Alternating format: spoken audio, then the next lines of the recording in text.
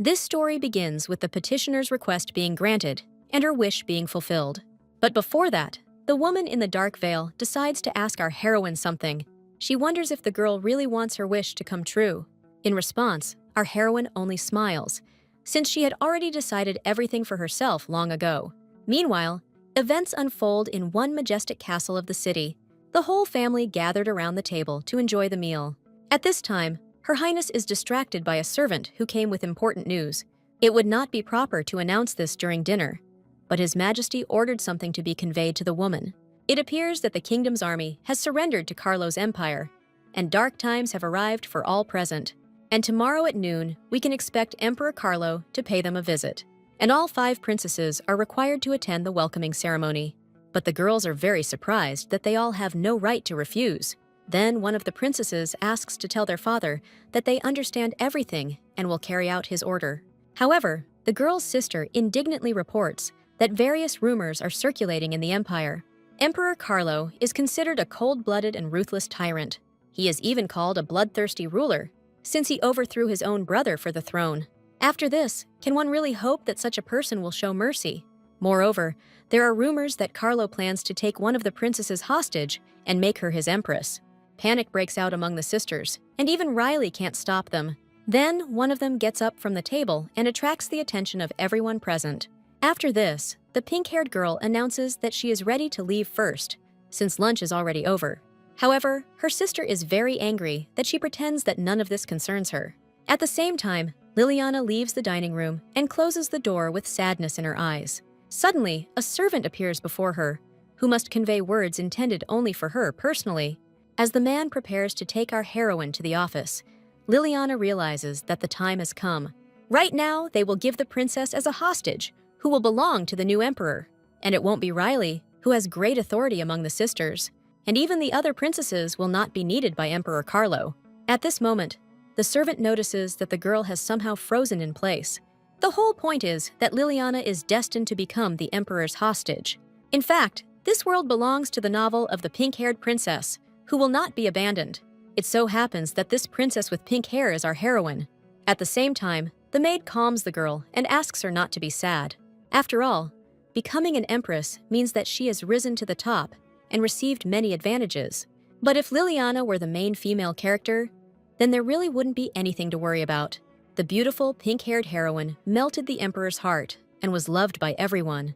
But Liliana's own fate will turn out in such a way that she will become the mother of this heroine and die shortly after giving birth.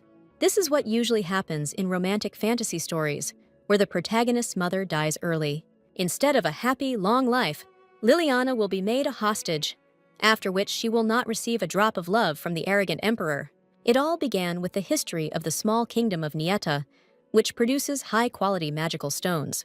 For some reason, the kingdom raised the prices of stones, and Emperor Carlo issued several warnings. But nothing changed, and the emperor declared war, during which Nita lost and had to give up her daughter to King Carlo. Driven by reckless greed, the king was forced to lose one of his 5 daughters. After this, the father called Liliana to him and informed her that she would be the one going to the empire. The girl did not understand why the king chose her out of all the sisters. It is obvious that Liliana was not a favorite daughter, as she was born to a commoner maid. If she leaves everything as is, she will remain a forgotten princess locked in a palace for the rest of her life. And if she is taken hostage, she is destined to die soon after giving birth. But Liliana decides not to think that she only has these 2 choices. Since the emperor will arrive tomorrow at noon, the girl decides to ask the maid Sophia to collect the extra tablecloths and curtains. As night approached, when the entire king's castle was asleep, Liliana began her plan. Unnoticed by anyone, she walked down from her room onto the street, using sheets tied together. One part of the plan is left behind, and now Liliana must begin the most difficult stage. Around the corner, our heroine discovers men who serve the king. Not many people walk around the northern part of the palace, not counting the stables. As she expected, there were only 3 people gathered here, but for some reason, the chamberlain was with them. It was unlikely that he should be in such a place at such a late hour, and especially with a groom. Liliana overhears the conversation and realizes that the chamberlain is interested in the king. The servant explains that at such a late hour, he is already asleep, but the butler went to him with a message. Therefore, the king of Nieta will soon be able to meet with the chamberlain. And Liliana, at this time, cannot help but notice how handsome this man is. But at that very second, she remembers that now is not the time for such thoughts. And while the men are talking, it's time to get out of this castle. Liliana is still from the royal family, and the money for the jewelry she took should be enough for her. However, she needs to get a horse and cross the border without revealing her identity. At this moment, the servant suggests that the chamberlain go to the palace. But first, the man decides to ask for care for his valuable horse. The groom promises to fulfill the chamberlain's request and asks him not to worry about the animal. And the servant reports that in Nieta, they mix magic stones into horse feed, and the chamberlain's pet will be even healthier. Meanwhile, our heroine had already managed to sneak into the pen of the valuable horse unnoticed. While the chamberlain was making a series of requests to the groom, no one even thought about what Liliana was planning. At this point, the horse begins to rage and makes a loud noise. All the men turn their heads and look at the girl in amazement. And at this moment, a frightened Liliana wonders why this horse is not listening at all. The chamberlain is curious to find out who this stranger is, who is trying to steal his animal. With horror, Liliana realizes that she was unable to escape from the palace unnoticed. At this time, the chamberlain hears that this person is a princess, and the servant is already rushing to the girl to find out what she is doing here at such a late hour. Suddenly, the man realizes that the king's daughter has decided to run away from home. After such a loud revelation, Liliana begins to act decisively. She abruptly mounts her horse and mentally asks the chamberlain for forgiveness. The girl does not harbor any ill will towards him and steals the horse only because she wants to live. However, the man's speed is sufficient to reach the animal. After this, the chamberlain jumps on the horse and sits behind our heroine. He then says that this is a very valuable animal for him and that he cannot just let it go. Liliana looks into the man's eyes with great shock and tries to understand who he really is. And at this time, he explains that even a princess should not steal his horse. After all, this valuable animal belongs to the great empire and the emperor himself. These words hit our heroine like ice water and made her freeze in place. She begins to mentally analyze what was said and comes to a shocking conclusion. It turns out that the man next to her is that very Emperor Helio Carlo. After this, the man stops the horse and jumps back down to the ground. And how did Liliana manage to stumble upon the one person she was going to avoid? Now she sees with her own eyes the young emperor of the empire, Carlo, and the father of the main character. It is he who the girl will have to marry, following the original story. At this moment, Liliana notices with horror the emperor's gaze on her. The man can barely contain his smile at such a violent reaction. After this, he extends his hand to help the girl down. But the princess, in a state of shock, cannot figure out what the man wants from her. Then Carlo explains that the girl will not be able to sit on a horse her whole life. No matter how hardy his animal was, it was unlikely to be able to endure this for so long. Liliana's common sense prevails, and she decides to seek the emperor's help. However, the current situation is not at all in the girl's favor. The princess bows her head to the man and greets him with respect. She also apologizes for being rude during their first meeting. But Carlo is now only interested in the question of our princess's escape. The servant stands up for the girl and says that the girl just wanted to take a walk at night because she couldn't sleep from worry. However, the emperor understands that this version sounds like nonsense. After all, the princess decided to take a ride on his horse. But Carlo decides that such a meeting is destined for him by fate itself and asks to be taken to the girl's father. After some time, all 5 sisters meet the respected guest inside the palace. With them is King Nieta and the emperor sitting on the throne. Carlo tells the girl's father that he just saw something interesting. But before we talk about this, it's worth dealing with another matter. The emperor wants to know which princess the king is going to give as a hostage. He also recalls the agreement that after the end of the war, one of his daughters would become Carlo's wife. The king of Nieta explains that he was going to send his most beloved daughter. After this, the man points his finger at Princess Liliana. He praises the girl and describes her as very smart and beautiful. At this point, Carlo reveals that it was she who tried to escape from the palace and stumbled upon him. It becomes obvious that the princess did this in order to avoid marrying the emperor. The king tries to justify himself and is sure that there was a misunderstanding. After this, the emperor decides to get up from the throne and approaches the man. He explains that he gave the man too much freedom when he allowed him to choose the princess himself. But his future wife decided to run away and leave her homeland, just to avoid becoming the emperor's wife. Apparently, Carlo was too soft on the defeated nation, and he would have no objections if he had chosen his wife himself. It is obvious that the king's nonsense about his beloved daughter is complete nonsense. But since the king is sure that Liliana could not have done such a thing, Carlo puts away his sword. In fact, he doesn't care who becomes his wife, since he just needs a connection with the kingdom of Nieta. Initially, he intended to take the beloved daughter of the defeated king. But after recent events, his choice fell on a completely different person.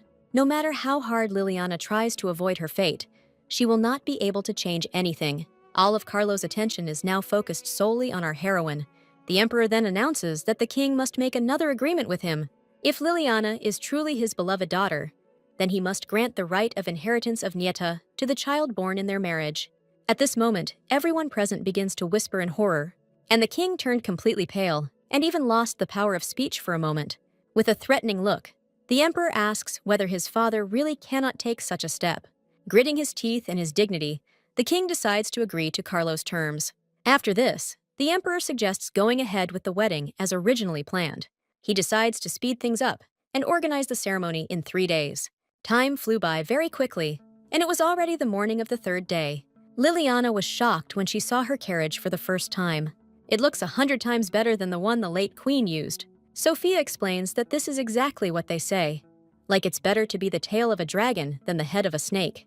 She wouldn't have become Queen Liliana in her own house anyway, so it can be considered that her position has improved. Sitting in an overly heavy dress, our heroine listens to the maid's assumptions. Sophia believes that Carlo fell in love with Liliana at first sight. Obviously, such news comes as a genuine shock to our heroine. It cannot be that Emperor Carlo somehow made this clear. At this moment, the man himself appears. Hearing that they are talking about him, he speaks ironically about how girls spread gossip about him even before the wedding. Or maybe they are developing a plan so that Liliana can escape again. The princess tries to justify herself, but in the eyes of the emperor, she has already earned the reputation of a fugitive. Then Liliana explains that she thought she was well prepared for the escape. But in any case, she promises that she will not do anything like this again. And even if she had tried to escape, she would hardly have been able to survive alone. The girl lived her whole life as a princess, and no one would even hire her. It was obvious that she was destined to die of starvation while trying to survive in the forest with the help of berries. She doesn't know how to sew or clean at all, but she can cook a little on a gas stove. Our heroine decides to finally open up to the emperor. The princess explains that in reality, she is completely useless to him. This admission leaves the emperor truly perplexed. There is even an awkward pause between the characters, since no one knows what to do next in such cases. Then Carlo reports that Liliana is saying very strange things. After this, the girl decides to justify herself and explain the essence of her words. The princess tried to convey that she would be of no use as a hostage. Until it came to marriage, her father couldn't even remember his own daughter's name. Therefore, her departure from the kingdom will not pose any serious threat. Carlo is very surprised that the girl is so sincere with him. He pauses for a moment to digest everything she has said. The man then states that ultimately, it is up to him to decide who to marry and who not to. Moreover, if Liliana gives birth to his child, he will become the ruler of the empire, and then she will no longer be in the status of a useless princess. It is impossible to predict how the world will change in the future, so don't start with self-flagellation. Now our heroine is completely sure that she cannot convince the emperor. After this, Carlo leaves and promises the girl to meet him in his empire. The wheels of our heroine's carriage begin to turn, and the girls set off on their journey. At this point, Sophia explains that His Majesty definitely liked the lady, but Liliana clutches the hem of her dress and explains that this is not the case at all. After all, what is much worse for her is that she might please the emperor. In the original story, Liliana and Helio had 2 children. They lost their first child due to some accident during pregnancy. The second one was born when Liliana had not yet fully recovered, and because of this, she died after childbirth. Knowing the original story, our heroine does not want such a death for herself. She decides to make it so that the emperor doesn't even want to look at her. Meanwhile, Helio Carlo leads the princess's carriage on his prized horse. The man doesn't even suspect what kind of plan his future wife is developing. He then asks the knight if he has ever tried to raise a squirrel. When he was still a child, he saw such an animal at his cousin's. Out of curiosity, he treated the squirrel to nuts and cookies, but she couldn't fit everything in both cheeks. At one point, she just froze in place, and it was very cute. This is especially true when a squirrel tries to understand something with its tiny head. And while the knight is pondering the strange conversation, Carlo switches to something else. He thinks about Liliana, who still has a certain brave side. The man can't believe that the princess decided to say such a thing. After this, watching her will probably not be boring at all. The road to the empire was not short, and our heroine dozed off. Suddenly, the carriage shook violently, and Liliana woke up abruptly. She decides to ask Sophia what suddenly happened. The maid peers out the window and asks the princess to look at it too. It turns out that the crew has already arrived in the empire, where many people are meeting Carlo. Liliana gets out of the carriage and remembers that they stopped in a couple of towns along the way. Suddenly, she takes a careless step and twists her ankle. Our heroine begins to fall, but the emperor manages to catch her in time. Finding himself too close to the princess, he asks if she is all right. Liliana is embarrassed by the romantic atmosphere and abruptly turns away from Carlo. After this, something amazing and incredible will appear before her eyes. The girl sees before her a majestic palace, in comparison with which Nieta is just a tiny country. Liliana's father tried to raise the price of magic stones and even decided to go to war. At this moment, Carlo announces that the servants will take the girl to the Emerald Palace. It is not too big, and this is where the princess will have to stay. However, Carlo also adds that the girl should not feel any discomfort there. Entering the Emerald Palace, Liliana was amazed by its scale. At this moment, a servant approaches her and hands a tray to the future Empress. It contains a letter that was sent directly from His Majesty. Our heroine takes the envelope in her hands and immediately unfolds it. In it, she reads a message in which Carlo warns her not to even think about escaping. He explains with a sneer that all the maids are also guards. But Liliana is confident that she has already gone very far, and only one method will be effective. Then, the girl goes into her room and looks at the interior in amazement. Meanwhile, Sophia can't get enough of admiring the views from the window. Suddenly, Liliana asks the maid to bring her some medicine. Sophia begins to worry about her mistress, who might have fallen ill. But the princess explains that this is not entirely true and asks the maid to come closer. Since the request is very delicate, it is important that no one hears about it. Liliana informs her that Sophia must bring her medication that prevents conception of children, but the maid flatly refuses to fulfill such a terrible request. The princess begins to persuade the girl and explains that she does not want children at all. Then Sophia adds that such drugs are very difficult to obtain, but even if you manage to buy them on the black market, it is unknown what will actually be inside. It is likely that because of them, the princess will become ill with something terrible. In this case, she faces a choice between death after childbirth or poisoning with questionable drugs. The second option is definitely closer to the girl, and she continues to persuade the maid. However, Sophia flatly refuses this request and explains that the lady will have much more fun with the child. Moreover, the king of Nieta agreed to transfer the right of inheritance to Liliana. In this way, no disputes regarding the throne in the empire will arise. On the same day, the first night that Liliana will spend in her new home begins. But all this time, our heroine thinks only about the original story. As a spirit master, Liliana stood out and had to earn the emperor's favor. Before that, the palace treated her as an unnecessary burden. If you think about it, this girl reminds our heroine of herself in her youth. After all, she also had to feel lonely in the big world. At this moment, the girl decides to focus and stop thinking about her past life. Now, it's important for her to somehow get the drugs or make sure the emperor doesn't pay attention to her. The next day, Liliana woke up with full confidence to put her plan into action. But already at breakfast, she was informed that the dowager Empress wanted to see her. Yesterday, she decided to give the girl a chance to rest and rescheduled the meeting for today. Liliana really hopes that she won't have to visit her future mother-in-law every day. The maid calms the girl down and explains that the Empress does not need such fuss and that this meeting is only for greeting. After careful preparation and choosing of the outfit, the princess is still very nervous. However, she is greatly frightened by the path she follows behind the maid. After all, the path runs through the forest, although the Empress should live in the palace. But the maid explains that this is a small garden that Her Majesty planted out of her love for nature. Thinking that everything in Carlo's empire is truly enormous, Liliana reaches the palace. The maid opens the door and introduces the guest to the Empress. An incredibly beautiful woman asks Liliana to come inside. Our heroine bows to the Empress and says that such a meeting is a great honor for her. After this, the woman asks her guest to sit down next to her. Liliana finally sees with her own eyes what the Dowager Empress looks like. When she looks at her, she sees a clear resemblance to Helio Carlo. Suddenly, the Empress asks if it was difficult for the girl to travel all the way from the distant kingdom. Our heroine replies that Helio was kind to her, and it is a great honor for her to be in the Empire. At this point, the woman reveals that she too left her homeland, having been brought here as a bride.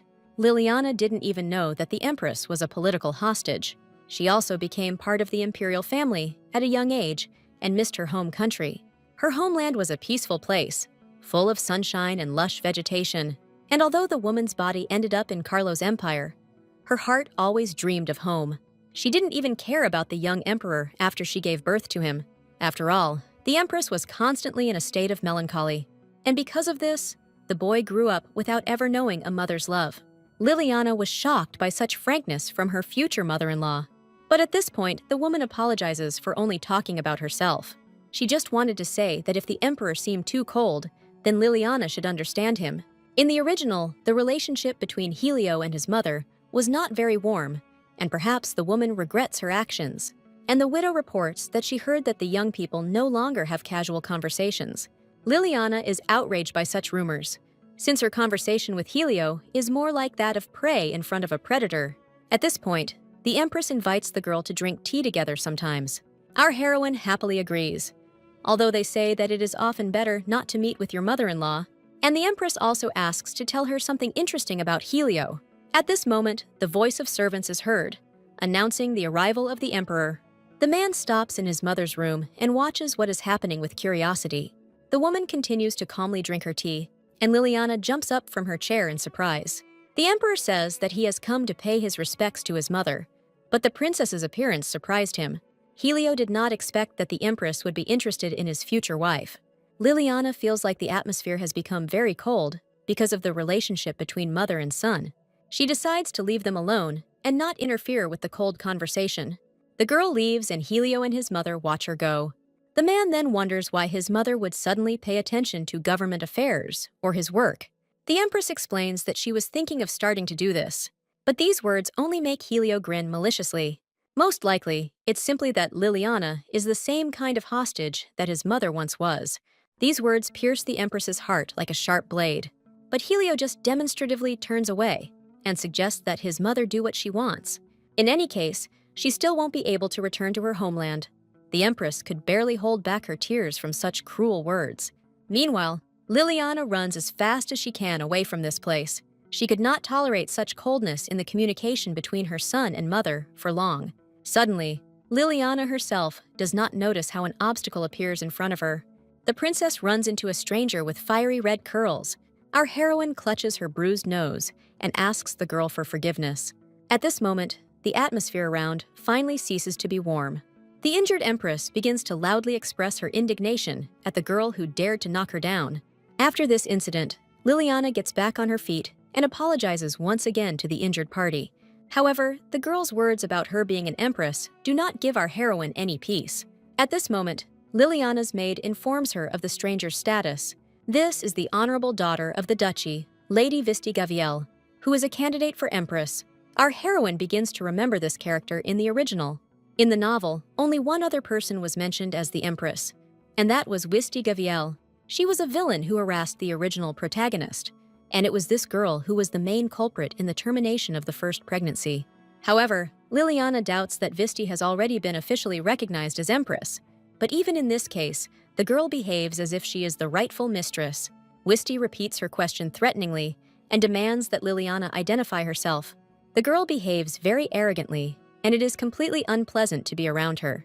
While our heroine endures this disrespectful treatment, her maid introduces Liliana to Lady Vista. Hearing the name of the kingdom the girl comes from, the villainess begins to mock. It turns out that she was just knocked down by the princess from the ruined kingdom.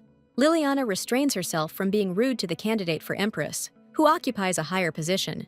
Our heroine decides to apologize to her again and explains that she simply wasn't looking where she was going. And if Visty was looking for His Majesty, then he is now in the palace of the Dowager Empress. But the girl demonstratively announces that she came to look at the Emerald Palace. She was curious to see the mediocre house that the emperor gave to his future wife. Liliana explains that she is very grateful to His Majesty for the gift, and Visty considered such an answer as insolence. Our heroine even mentally expresses outrage at the unfounded accusations, and Visty continues to humiliate the girl, calling her kingdom small and insignificant. It was too much for the emperor to take a princess who had nothing to her name as a hostage, and so Liliana stands in front of this villain and tries to understand what she is getting at. But it turns out that she simply doesn't like that the emperor decided to make her his wife. In this way, Visty wants to show the girl her place, and Liliana sighs heavily. At that moment, a loud slap from a blow is heard in the corridor. Liliana clutches her cheek, which has turned red from Wisty's palm. The candidate for Empress was angered by the fact that our heroine dared to sigh next to her. She says that Liliana is nobody here, and such a parasite cannot behave like an empress. At this moment, a strong rage flares up in our heroine's eyes. She then swings her hand and aims a punch towards Visty. The impudent empress is so taken by surprise that she doesn't even have time to react. But Liliana stops in time, and the villain gets off with just a slight fright. After this, the girl calmly lowers her hand, without causing the slightest harm to Visty. With a coldness in her voice, Liliana also adds that she tried to kill a fly. She then bows to an enraged Visty and tells her that it is time for her to go. The maids follow our heroine, and the villainess watches her go. Undoubtedly, this meeting left indescribable anger in the heart of the villainess. After some time, Sophia panics because of her mistress's red face. She even suggested that it was the dowager empress who hit the princess. But Liliana denies this and asks Sophia to take all the maids away so they can rest in silence. She assures the maid that she is fine, although her cheek actually hurts a lot.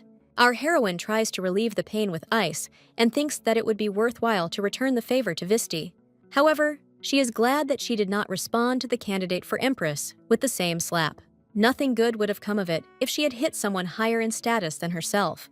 Although Liliana does not want to give birth, she also does not want to be expelled from the palace. Besides, she had long been accustomed to this kind of treatment, thanks to the royal sisters, so another person trying to put her in her place is something commonplace. At the same time, the emperor receives information that Liliana was slapped. One of the maids tells His Majesty about what happened in the corridor of the Emerald Palace. This situation makes the man seriously think about what is happening.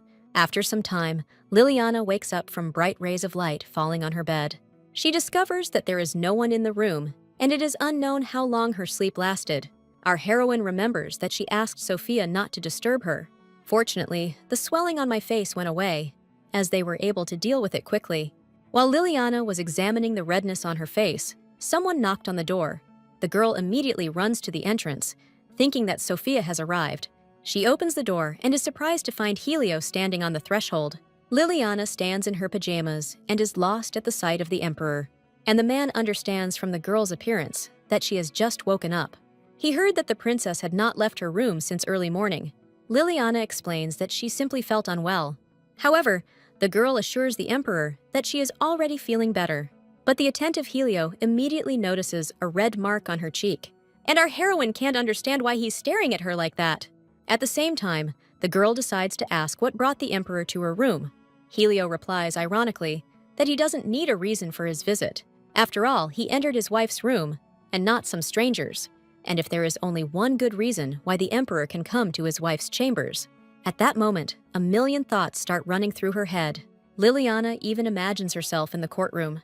There, she gathers the defense and prosecution to say something about the matter. The defense takes the floor first and reports that the emperor simply decided to inspect the room. Since he had provided Liliana with housing, he came to make sure that everything was in order. But the prosecution protests that it is outrageous to visit a woman's room at such an hour. Apparently, Helio came to the princess for what a husband and wife usually do together. After the versions are put forward, a lively debate begins between the prosecution and the defense. And at this moment, Liliana's face looks like a red tomato. Helio looks closely at the girl and tries to understand what she was thinking. He again notices the slap mark on her face and her sad face. All this evokes compassion in the emperor, and he applies his hand to our heroine's sore spot. What Liliana certainly didn't expect was Helio's touch. Realizing what was happening, the girl suddenly jumped back and screamed. The emperor decides to get out of bed, and Liliana still doesn't understand what he wants. And the man comes up to the girl again and touches her face. He tries to tell her in a calm voice what this princess really needs. But, sensing something is wrong, Liliana reminds the emperor that they are still not married. This situation clearly amuses the man, who had completely different plans.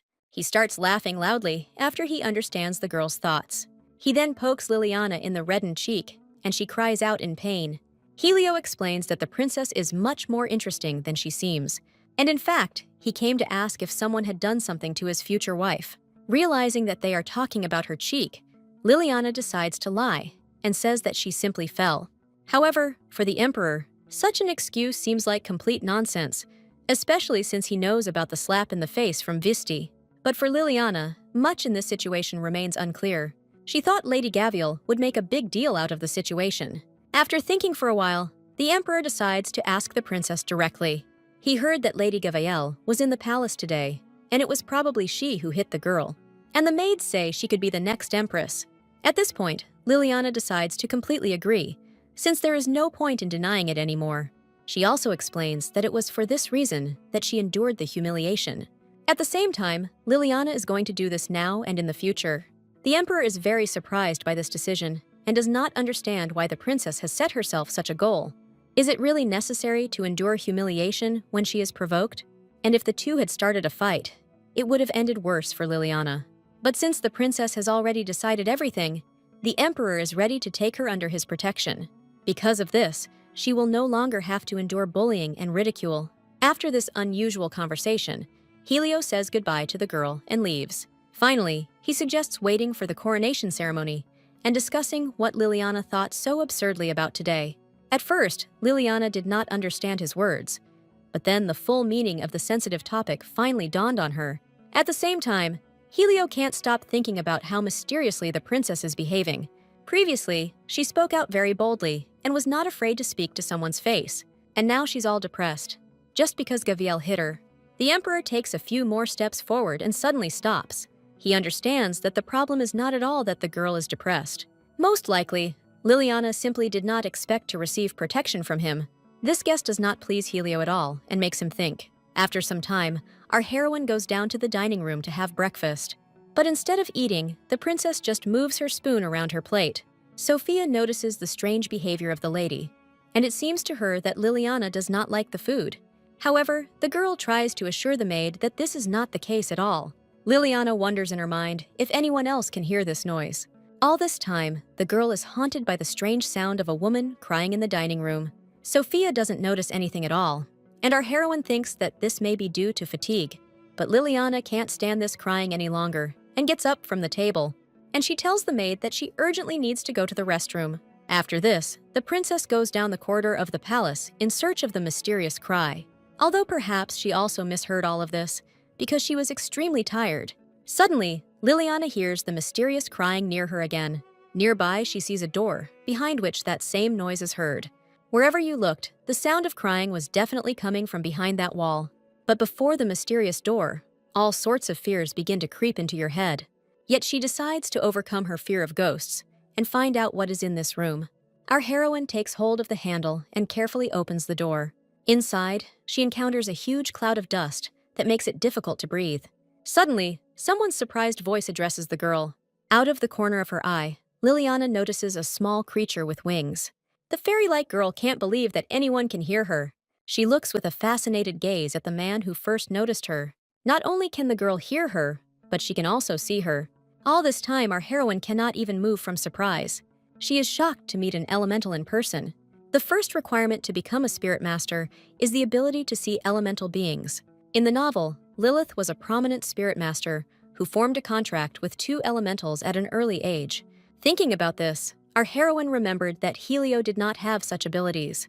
If it is genetic, then most likely it was passed on to the daughter from Liliana. At this time, the spirit asks the girl to try to touch her. She urges our heroine to try to do this as soon as possible. Liliana carefully extends her hand and points it towards the creature. After this, the elemental gets the opportunity to sit on the girl's palm. The fairy can't believe that someone could touch her. Has she finally met a man with the makings of a spirit master? However, the chain on her leg does not allow the little fairy to move freely. A heavy burden pulls the spirit down and leaves it chained to one place. The fairy tells Liliana that these shackles are preventing her from flying away. Then our heroine decides to look for something that can break this chain. However, the elemental spirit explains that this cannot be broken with simple tools. After all, she feels a special spiritual power in this object. Only a powerful spirit master or elemental who created the shackles can destroy them. At this moment, a brilliant idea comes to the little creature's mind. She offers Liliana to learn the art of spiritual magic. After all, she has a huge premonition that the girl will be able to break these shackles. However, our heroine knows nothing about how to become a spirit master. But the fairy explains that there is no other person for this role, and there cannot be. Moreover, if she makes a contract with an elemental, she will be able to use its power. And the fairy has the power of the wind and can control it as she wants. If you study well with such strength, you can even fly. Liliana was very interested in the ability that the spirit promised her. This opportunity will definitely be useful to our heroine in this world. After this, the girl takes the weight with the chain in her hand and agrees to help the spirit. They decide to get to know each other better and tell each other their names.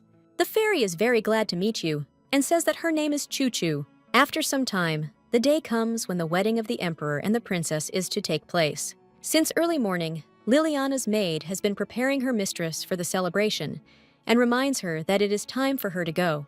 Our heroine gets up from her chair and says that she understands everything. At the same time, the girl's face is completely blank before the event, which she is not at all happy about. And Sophia can't stop admiring the bride's extraordinary beauty. At this time, Choo Choo is in her room, enjoying delicious cookies. She decides to ask the girl where she's going in such a beautiful outfit. However, Liliana asks not to talk to her in the presence of other people. But Choo Choo explains that no one except the girl can hear or see her. And at this time, Sophia notices that the lady is too absent-minded. Liliana rushes to reassure her that she is okay. In this case, the maid decides to hurry the princess, since today is a very important day. After all, the ceremony of appointing the princess as wife is about to begin. On this day, everything was prepared in the palace garden for the upcoming wedding. The first person to wait for the emperor's future wife was the dowager empress. Liliana greets Mother Helio and bows to her. At this moment, the empress's maid presents the girl with a gift box. In it, our heroine discovers a crown of incredible beauty. Liliana bows her head, and the maids put the empress's attribute on her. And Mother Helio says that it must be strange to take the position of someone's wife without a real wedding. But at first, Liliana didn't even understand what exactly the woman meant. Then Helio's mother explains that she heard that the girl liked her garden. Usually, the ceremony is held in a different location, so Liliana may consider this a gesture of goodwill. Our heroine thanks him for preparing the ceremony in her garden, and at that moment, the servants announce the arrival of His Majesty. However, no one expected to see Helio in the garden at this time. The man had thoroughly prepared for the wedding and was dressed in a white suit. The emperor had been handsome before, but Liliana had never seen him in such a stunning form. A man approaches his bride and informs her that he is a little late. He couldn't decide what gift to choose for the appointment ceremony. After this, Helio extends his hand and announces that he has decided to give himself. After a short time, the priest begins to conduct the wedding ceremony. He reads a speech and announces that from today, the emperor will marry the princess of the kingdom of Nieta. He also vows to cherish and protect her under any circumstances. And the wedding ceremony today is proof of this vow. Immediately after the appointment, the emperor invites his wife to go to the Emerald Palace. Our heroine is very scared that Helio is going to accompany her. But the man explains that there is nothing wrong with the emperor escorting his wife to the palace. However, for Liliana, this gesture seems very strange and unthinkable. She heard that it was absolutely impossible for the emperor to attend the appointment ceremony in person. This circumstance does not give our heroine peace and makes her worry. The nobles will surely spread rumors about what happened today. And in a couple of days, everyone in Carlo's empire will know what happened. People will begin to think that the emperor values Empress Liliana. The girl immediately remembers the moment where the man promises to take her under his protection. It looks like Helio really does intend to keep his oath. The man notices the girl's thoughtfulness and decides to ask what she is so diligently thinking about next to him. At this moment, Liliana is about to speak her decision out loud. She informs the emperor that she will allow him to accompany her today. The moment when she was slapped flashes through our heroine's mind. After this incident, the girl has no reason to refuse the emperor's offer of protection. Liliana extends her hand to him and is ready to trust her husband. But suddenly, she remembers something and asks the emperor to wait a little. Before leaving, our heroine decides to turn to the Dowager Empress. She thanks the woman for her efforts and considers it a great honor. The Empress is very pleased and advises the girl to have a good rest. Suddenly, Helio grabs his wife by the hand and pulls her towards him. Liliana is torn between two fires and feels how the atmosphere has become gloomy. In the end, she only has time to thank the Empress once again. After this, Helio heads towards the Emerald Castle and drags his wife along with him. Liliana feels a lot of pain and asks the Emperor not to pull her so hard. At this moment, Helio notices that he really had squeezed the girl's hand too hard. He lets Liliana go, and she can finally rest freely. The man apologizes and says that he simply didn't think about what was causing her pain. However, our heroine believes that Helio is definitely lying to her. She doesn't believe that the Emperor doesn't know how to properly hold a woman's hand. Helio is even outraged by the fact that his wife decided that he has a lot of experience holding women's hands. But in any case, he promises that he will try to improve. Liliana didn't expect that the Emperor would turn out to be anything but a womanizer. Even less did she expect that he would listen to others. After this, the man asks how his wife is living in the Emerald Palace, and our heroine replies that she feels very good in this house, but Lady Gavielle doesn't like her very much. At the same time, Liliana really enjoys watching the garden from the windows of the Emerald Palace. In the future, she even plans to plant an apple tree and eat its fruit. At that moment, Helio looked at his wife with distrust. He decides to ask the girl if she will share these apples with him. After this question, a smile finally appears on Liliana's face. The girl starts laughing and promises to definitely share the apples with her husband. At this moment, the Emperor looks at Liliana in amazement. Then, he pokes her in the forehead and reminds her that everything here already belongs to him. Therefore, the girl has no choice but to share these apples with him. After this, our heroine grabs her forehead and thinks about something. The couple find themselves at the entrance doors to the palace, and the Emperor announces his visit in the evening. Liliana is confused and wonders why he is coming. Helio explains that after the appointment ceremony, it is time to strengthen the marriage. Immediately after this, our heroine bursts into her room and turns to Choo-Choo. The girl says that today they must urgently begin implementing the plan. That same evening, a servant comes to the Emperor's office with an important message. He conveys to Helio the words of the Empress consort that she is already ready. The man finishes his business and gets ready to go to Liliana. All the time on the road, he thinks about how he needs to have an heir as soon as possible. However, he remembers the reaction of the girl, who is not at all ready for intimacy. That is why he has endured all this time and will continue to do so. Perhaps today, the Emperor will simply tease his wife. Having finished thinking about this, Helio approaches Liliana's room. The man knocks carefully on the door and then goes inside. However, what he sees just doesn't fit into his head. Liliana stands on the edge of the balcony and prepares to jump off it. Helio tries to stop his wife and shouts that it is dangerous. But our heroine only silently turns to her husband. Then she takes a step that leads her into a deep abyss. Liliana closes her eyes and flies off the balcony at great speed. Helio doesn't manage to catch her and only watches her fall in horror. He could never have imagined that this girl would decide to commit suicide. Liliana ends up on the ground and hears Choo-Choo apologizing to her. Obviously, everything didn't go according to plan and there wasn't enough spirit. Through her blurred vision, Liliana sees how the Emperor is worried about her. She closes her eyes and is surprised to realize that someone is worried about her. Long ago, in the kingdom of Nieta, a princess with pink hair was born. She was very sweet, but no one except her mother was happy about her birth. Mother was an ordinary maid and had no relation to the nobility.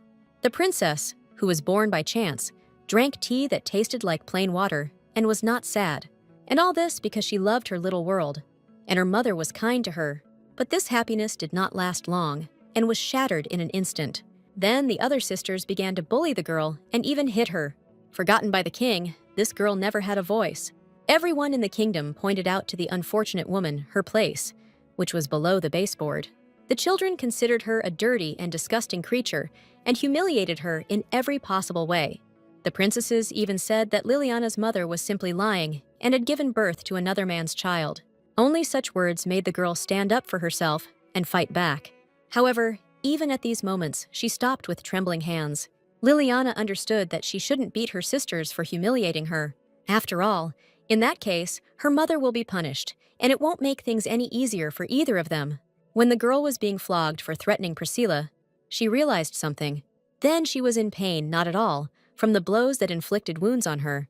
She felt more pain from the sound of her mother crying and not being able to do anything. All this time, the girl endured and only wanted her mother not to cry. For this reason, she promised herself to be more patient and survive in the harsh world. Thus, the young girl grew into a beautiful princess with pink hair. After some time, our heroine finally opens her eyes after the fall. Sophia makes a loud noise because the lady has finally woken up. It turns out that through her sleep all this time, she heard her maid crying. Sophia was very worried about her owner when she fell from a great height. Liliana recalls that the force of the wind did help soften her fall, and she remembers Choo-Choo with horror. The elemental is nowhere to be found, and it seems that our heroine is already beginning to hear crying outside. The girl's head is filled with the most macabre scenarios of where Chucha disappeared to, and Sophia at this time reports that the emperor was very angry about what happened. This is great news for the new empress, as now the man's interest in her may wane. Suddenly, there is a knock outside the room, and Liliana allows entry. The maid comes to the entrance and opens the door for the guest. At this moment, Liliana hears the announcement that the emperor has arrived at the palace. The man stops near the door and says that the girl looks pretty good. Liliana greets His Majesty and asks for forgiveness for not being able to do so properly due to weakness. Helio sits down on the bed next to his wife and asks how she is feeling, and Liliana, at that moment, realizes that the man arrived to her as soon as she opened her eyes. Suddenly, the emperor decides to lean towards the girl, and this makes her nervous. Our heroine blushes with embarrassment and is ready to pray that Helio will keep his distance. At this point, the man reports that he has been thinking a lot about Liliana, and in particular, about why she so strongly doesn't want to be with him. Liliana can't think of anything better than to pretend that she doesn't understand anything.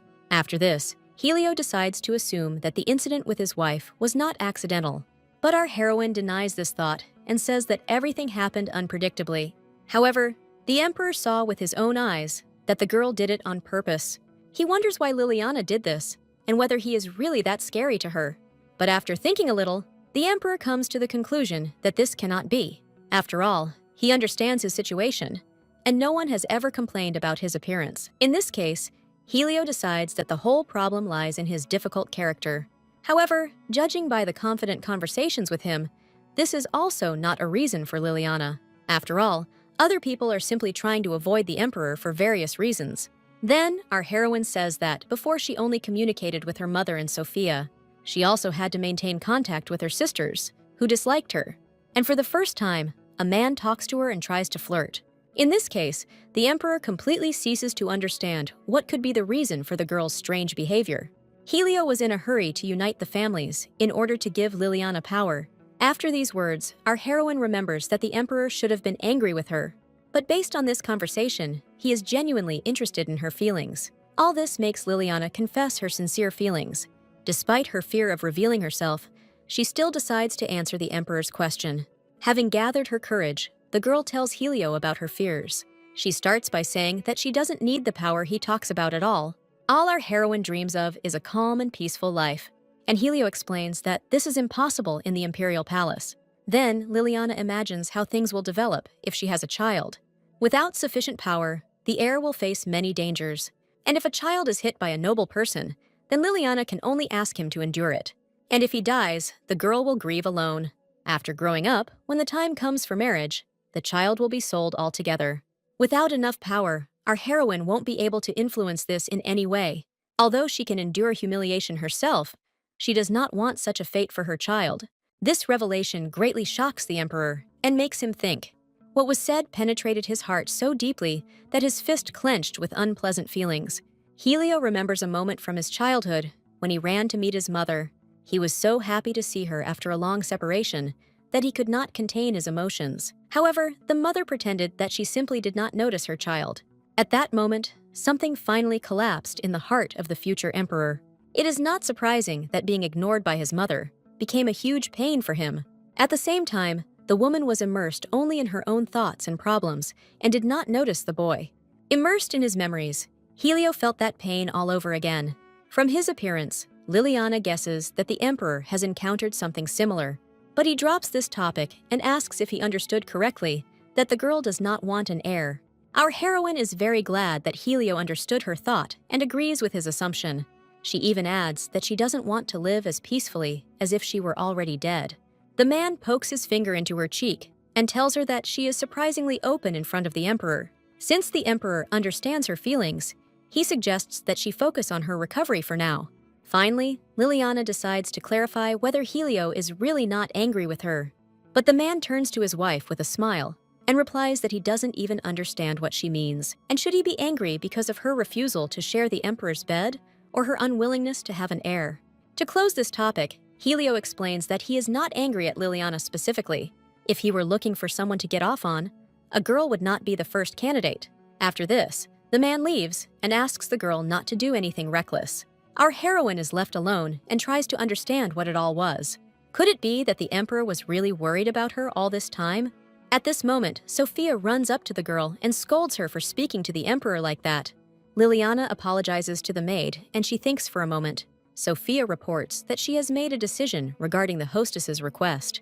The maid is referring to the anti-pregnancy drugs that she agrees to get for her. Enough time has passed since that day for Liliana to come to her senses. While the girl was recovering her health, the emperor sent her letters. After that conversation, he decided not to visit her in person and occasionally sent gifts. At first, it was magnificent jewelry and then dresses. But what made Liliana laugh the most was when Helio decided to give her a sword. To live in peace for a little while longer, our heroine decides to tell her husband that she hasn't fully recovered yet. After this, she puts the message in an envelope and asks the servant to deliver it to His Majesty. At this point, Chuchu curiously asks what Liliana wrote there. Secretly, the girl managed to save the elemental and bring her back to the house. At the same time, our heroine notices that the weather is wonderful outside, and it would be nice to go for a walk. Sophia allows them to go out only as far as the palace gates, and the girls find themselves in a beautiful garden. Liliana sits down on a bench to enjoy the picturesque scenery. In front of her lies a beautiful dense forest and a lake shimmering in the rays of the sun. Our heroine didn't forget about Chuchu, whom she also took with her on a walk. It would seem that this is exactly the kind of life our heroine should have dreamed about. But suddenly, Chuchu notices that someone from the people is walking in their direction. She tells Liliana about this and points her finger in the right direction. The girl peers ahead and discovers the emperor there. However, she doesn't understand where he could have appeared from so suddenly. After the couple's eyes meet, Liliana realizes that her plan has failed. After all, she had just written him a message saying that she had not yet recovered. In a panic, she even decides that it would be a good idea to just run away from there. Everything could have been much better if the girl had just stayed in her room. Suddenly, the atmosphere for Helio begins to get quite tense. At the same second, the emperor turns sharply and walks in the opposite direction. The dowager Empress, who has just arrived, explains that her son left because of her. Unexpectedly hearing the woman's voice, Liliana almost turned gray with fright. After all, our heroine did not expect such a sudden appearance of Mother Helio. The woman sits down next to her daughter-in-law and notices that she is already feeling much better. She then explains that she has a lot to thank our heroine for. And while Chucha quietly hides from the uninvited guest, the Empress is glad that Liliana has become friends with her son. But the girl explains that His Majesty was simply being kind to someone unworthy like her. However, Mother Helio reports that her child is not one of those who feels pity for people. Despite the frank conversation, Liliana decides not to relax with this woman, so she says she doesn't quite understand what is being discussed. But the Dowager Empress adds that it was because of her that her son became so callous. After all, earlier this child tried to feel sorry for his mother and support her, and in response, I received only coldness and complete disregard instead of love. The Dowager Empress has already spoken about how she became a hostage from another country. She, like no one else, understands Liliana, who was also taken to this palace and made the emperor's wife. Liliana says she remembers the story and how the woman wanted to go home. Eventually, she became so melancholy that she began to fade away with each passing day. The late emperor advised his wife to have an heir. If she does this, he promises to give her freedom and return her to her homeland. Then the young princess believed these words and found hope. Liliana herself can guess what happened in this family next. When Helio was born, the late emperor asked to wait until the child was fed with milk. But Helio was an unusual child and demonstrated hidden talents. To say that he was very capable would be to say nothing about him. The late emperor and other people observed his talents. Everyone in the palace could see that Helio was a danger to the other heirs. And over time, the emperor wanted the boy to help him in his role as crown prince. For this, Helio also needed his mother, who could no longer return to her homeland. Liliana sadly realizes that early marriages in this era do not appeal to her at all. Surely, at 19 years old, the Dowager Empress was confused and frightened. And at this moment, the woman adds that youth does not justify the mistakes made. At that time, she was very afraid of her husband and did not realize that the child needed a mother. The Dowager Empress recalls one day and the gloomy walls of the palace corridor. Little Helio lay in his bed and was very ill. His mother approached the room and only heard her son calling her from inside. But she did not dare to take hold of the handle and open the door to the sick child. The woman stood outside the room without even going inside. Thinking about it now, she realizes that she has committed great revenge against the deceased emperor. And at what point did she and her son begin to treat each other as invisible?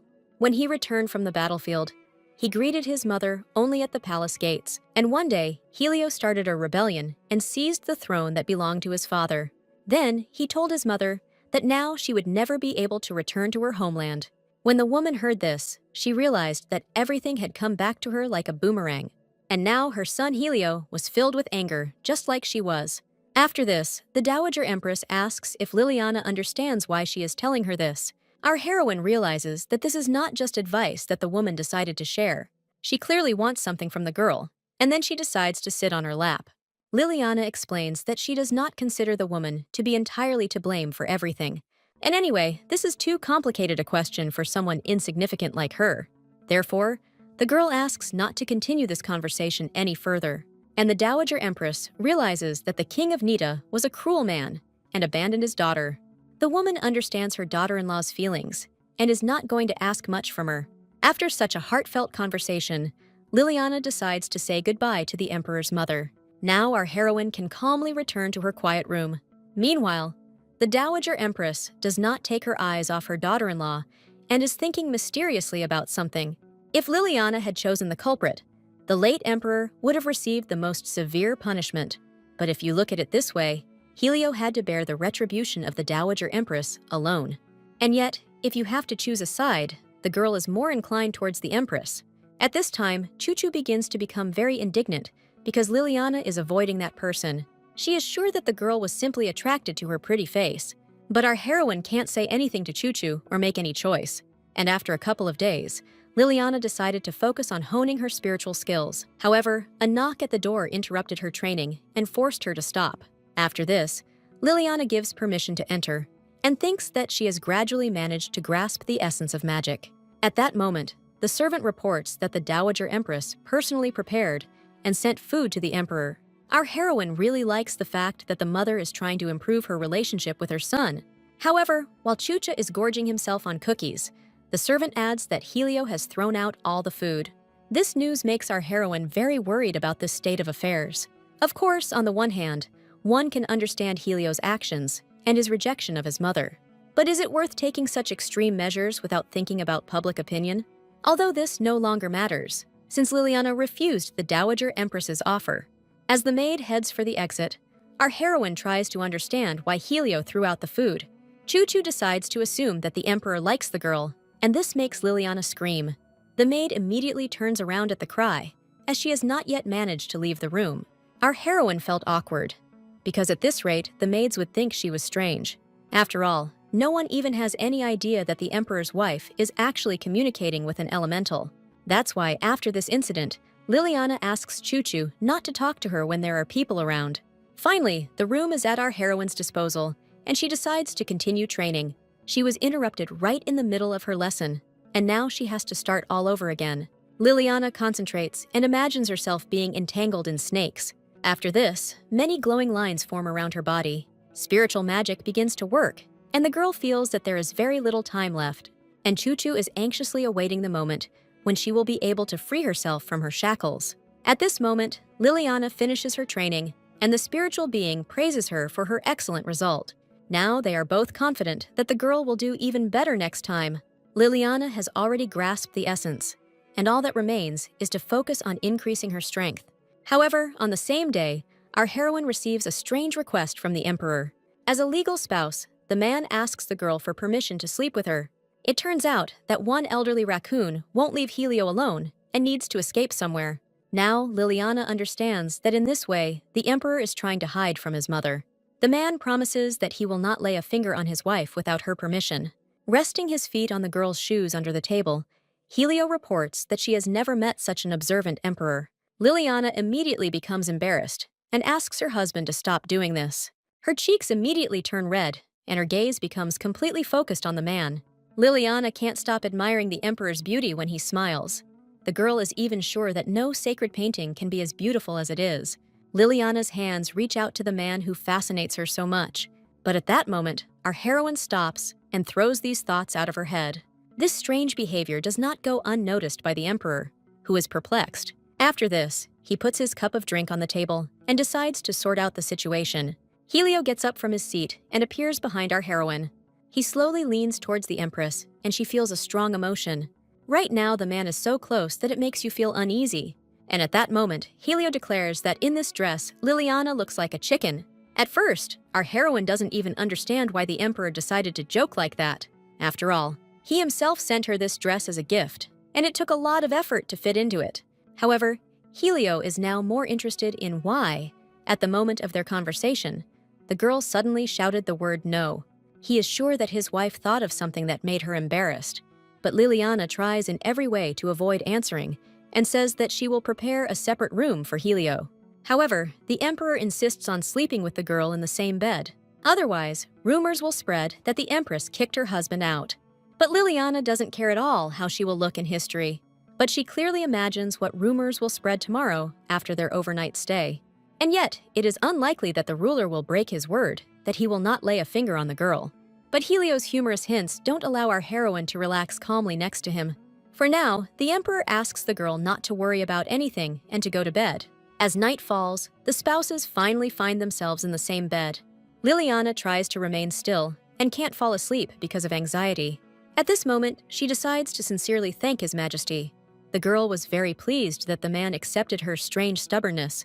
Helio realizes that she has thought of something stupid again and advises her to just sleep. But if she wants something else, he will gladly fulfill her wish. After this warm conversation, our heroine falls into a deep sleep. And Helio finds it strange that someone so tiny can shrink even more. Of course, he needed an heir, and dragging a hostage here wasn't that difficult. But if he begins to act by force, he will certainly be hated. Helio slowly covers Liliana with a blanket and decides that this should no longer bother him. And yet, for some reason, he doesn't want the girl to treat him like that. After this, the man decides to let go of the blanket and find another way to achieve his goal. For example, a great option would be to simply make Liliana fall in love with you. Our heroine can no longer close her eyes due to the resulting awkwardness.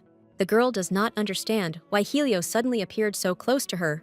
Liliana begins to blush with shame, and the emperor even finds it amusing to watch her reaction. She still doesn't understand why the man decided to cover her with a blanket. After this, Liliana decides to ask directly why Helio is so kind to her. The emperor certainly didn't expect to hear such a question late at night. The man makes his gaze serious and leans towards our heroine. The girl is speechless from such a close distance between them. But Helio simply says that all this is so as not to have to endure the terrible smell of food. It seems that our heroine expected to hear a completely different answer. The man then explains that the whole world considers the emperor a heartless son, but apparently, except Liliana. He knows that his mother told her about how his childhood went. However, he does not understand why our heroine refused to accept her offer. This question baffles the girl and causes great anxiety. Liliana clenches her fist to somehow cope with the tension and untangle her thoughts. After this, our heroine gathers her courage and turns to face Helio. The girl reports that what happened to the Dowager Empress is truly terrible. However, this does not completely absolve her of all blame for what happened earlier. No one in this world has the right to call the emperor a heartless son, because no one can understand the pain that he had to endure. Even though it was reckless, Liliana decided to be sincere with Helio. However, a heavy silence fell over the room as Helio rose from his bed. After this, the man slowly extends his hand towards Liliana's face. He asks in an angry tone if the girl just felt sorry for him. His eyes were full of fury, and every muscle in his body was tense with indignation. It seems that our heroine was a little mistaken with the idea of being sincere. And yet, as Helio holds her jaw in his hands, she decides there is no turning back. Liliana reiterates her words and adds that she is sorry for the emperor's childhood, because she understands very well what it means to be a rejected child. After these words, the girl, with a tremor in her body, waits for what reaction will follow from Helio. To her great surprise, the man softened and removed his hand from her face. Liliana can't believe the emperor forgave her so quickly. With a contented face and a feeling of calm, she lies back under the covers. The girl thanks her husband, who advises her not to bow down with such injuries. Then he adds that Liliana's father didn't even remember her name. Helio understands our heroine and advises her to just rest a little. Noticing the Emperor's smile, the girl can finally relax. Obviously, the conversation went pretty well, and now it's time to go to sleep. However, another request to His Majesty comes out of the girl's mouth. She asks him not to be indifferent to the child they will have in the future. Of course, First Liliana will do everything to avoid pregnancy, but it cannot be ruled out that everything will go as in the original story. In that case, the throne and crown will no longer have any meaning. It will be enough that the child will not be lonely and will live a happy life. The Emperor, once rejected by his mother, is touched to the core by this request. He tells Liliana that he understands everything, and after that, the girl can finally sleep peacefully. However, Helio is uneasy about the way the girl presented this request. Her words sounded as if she would not exist in the future. It's as if after the birth of the child, she will suddenly disappear somewhere. With the first rays of light, our heroine wakes up in the complete silence of the Emerald Palace. Helio is already awake at this time and looks as if he is shining. To justify her late awakening, Liliana says that she has nothing to do today, and the Emperor decides to joke that with so much sleep, the girl should grow even more. Although Helio has been asking for trouble since the morning, our heroine is still glad that he is in a good mood. He's apparently happy that he won't have to endure the Dowager Empress's food. However, just as Liliana was thinking about this, the maids entered the room with breakfast. The maid reports that this food was prepared by the Dowager Empress. Obviously, Helio's plan didn't work, and his mother even got him in another palace. Taking a closer look, Liliana sees that the food looks very tasty. But at this moment, she decides to remain silent so as not to anger the Emperor. However, after his wife's delighted reaction, Helio decides to leave the food for her. No matter how much Liliana tries to justify not eating such a hearty breakfast, all her efforts are in vain. And after the meal, the girl will have to tell everyone that it was she who ate her mother's food. And from that moment on, everything that the Dowager Empress prepares, Helio will send to his wife. This is how the first night that the spouses spend together in the same bed goes. After this, the Emperor begins his work in his office. But all this time, a mysterious smile and laughter never leave his face. Helio's assistant has been serving him for a long time, but this is the first time he has seen him like this. However, the Emperor notices that the man is staring at him and points it out to him. Then the assistant decides to assume that something good has clearly happened to Helio. And the Emperor explains that he now understands people's desire to have pets. In general, it seems to him that the Emerald Palace is too far away and should be moved. Then, Helio adds that the Empress consort needs to be moved closer to him. Alice's palace would be ideal for this, where the girl can establish connections. However, the man realizes that he has completely forgotten about Lady Gavial. Helio would not at all like his wife to encounter this candidate for Empress. Therefore, he decides to change his mind and leaves Liliana in the Emerald Palace. He explains this by saying that such a small woman would simply get lost in a large palace. And the assistant immediately understands that the Emperor has become more attached to the princess than expected. At this point, the men's discussion is interrupted by the arrival of a servant. He announces that Her Majesty the Dowager Empress has arrived. The assistant decides to quietly ask if he should send the woman back. But the Emperor asks to let his mother in to find out where the wind that causes chaos is blowing from. After this, the atmosphere in Helio's office begins to become very tense. His gaze reveals the hatred and coldness he feels towards his mother. After some time, the Dowager Empress is already enjoying tea in her son's study. And at this moment, he is trying to understand what is going on and why the woman came to him. Previously, Helio thought that his mother would decide to be indifferent to him all her life. But the Empress avoids the conversation and says that the tea smells very nice. However, Helio is determined to find out what the matter is. After this, the woman, with a sad voice, replies that she is very sorry. In all his life, the Emperor had never heard anything like this from her. And the Dowager Empress adds that she is sorry with all her heart. But after these words, Helio decides to just laugh in the woman's face. The mother can do whatever she wants, but even with such tricks, she will not return to her homeland. However, the woman explains that she did not come here to make deals. She came to apologize for the grave sin that she committed against her son, and at the same time, she tried to hide behind the thought that from now on, things would get better. At this moment, Helio silently sits down in the chair opposite his mother. He doesn't believe in the sincerity of his mother's words and decides to find out who told her to do this. All his life, he thought that he would continue to observe the same character, but the woman begins to behave strangely. In this case, the conclusion suggests itself that Empress Liliana could have ordered her mother to do this. And indeed, the girl came to the Dowager Empress today. She decided to apologize to the woman and show respect. And Mother Helio understood from the very beginning that her son ordered her to eat his breakfast.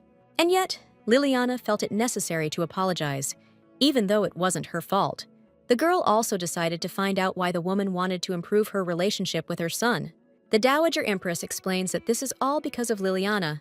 Seeing His Majesty having fun next to her, she drew many conclusions, so she realized that she didn't know her son at all, and realized something. Even if Mother cannot return to her homeland, she no longer has any reason to hate Helio. After these words, a silent pause hangs between the women, in which each of them is immersed in her own thoughts. Liliana decides to give the Dowager Empress some advice, but she gets there first. Mother Helio informs that it is too late to restore the relationship. This fact makes the woman sadly realize her doom. But Liliana is adamant that she can still apologize. From the reaction of the Dowager Empress, it is obvious that she could not bring herself to do this. Of course, it will be up to His Majesty whether he accepts this apology. But even so, a woman should still apologize just because she thinks it is necessary. After all, no one except Mother can ask for forgiveness for what happened. As expected, Helio has no intention of changing anything after this apology. Even though Mom decided to take this step, it still won't change their relationship. However, the burden on the Dowager Empress's shoulders seemed to become lighter. However, it remains sad that her son has no intention of accepting the apology. But as soon as the woman was about to leave, the Emperor decided to stop her. Helio asks his mother to attend the Foundation Day ceremony this time. Every year, the woman avoids this event and was surprised that this time her son himself invited her. She believes that if she plays the role of a mother well, she will be able to put down roots in her new homeland and appreciate her child. After her apology, the Dowager Empress leaves her son's house.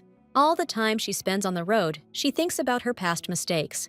His memories recall moments when Helio still held out hope of receiving his mother's approval. One day, he found a canary in the garden and wanted to share it with the Empress. Perhaps a lot would have changed now if she had paid attention to him earlier. Maybe even just one time would have been enough to act differently. And who knows, perhaps thanks to this moment, mother and son could now make peace. But even the fact that Helio asked the Dowager Empress to attend the founding ceremony this time was already a success. If only a woman could understand earlier that it is worth making the first move. Luckily, Liliana came along and was able to push her mother to take this step. But she is still tormented by the thought that she has wasted a lot of time. And even the landscapes surrounding the imperial palace do not please the woman who is hated by her own son. Over time, the stormy days passed, and Helio began to accept breakfast from his mother. Although Liliana didn't hear any thanks, the food was no longer thrown away. The Emperor also stopped barging into the girl's room, demanding that she sleep with him. At first, our heroine was worried, but then she realized that she had not interfered in the relationship between mother and son in vain. If she had left everything as it was, it would only have gotten worse. After all, in the original story, these two were able to reconcile only after the birth of their second child. At this moment, a maid appears in the room and announces a package from the Dowager Empress. A woman sent her son's wife a dress for the Foundation Day festival. The maid asks if she can bring it to the mistress's day. After this, an incredibly beautiful outfit appears before our heroine. The girl doesn't even know if she is allowed to wear such luxurious dresses. But if Liliana refuses such an expensive dress, the Dowager Empress is unlikely to be pleased. In the letter, our heroine reads that Mother Helio wore this outfit when she first appeared in public. It turns out that this is a kind of blessing, and now Liliana will definitely not be able to return this dress. Suddenly, Sophia starts spinning and explains that this image suits the lady's hair color very well.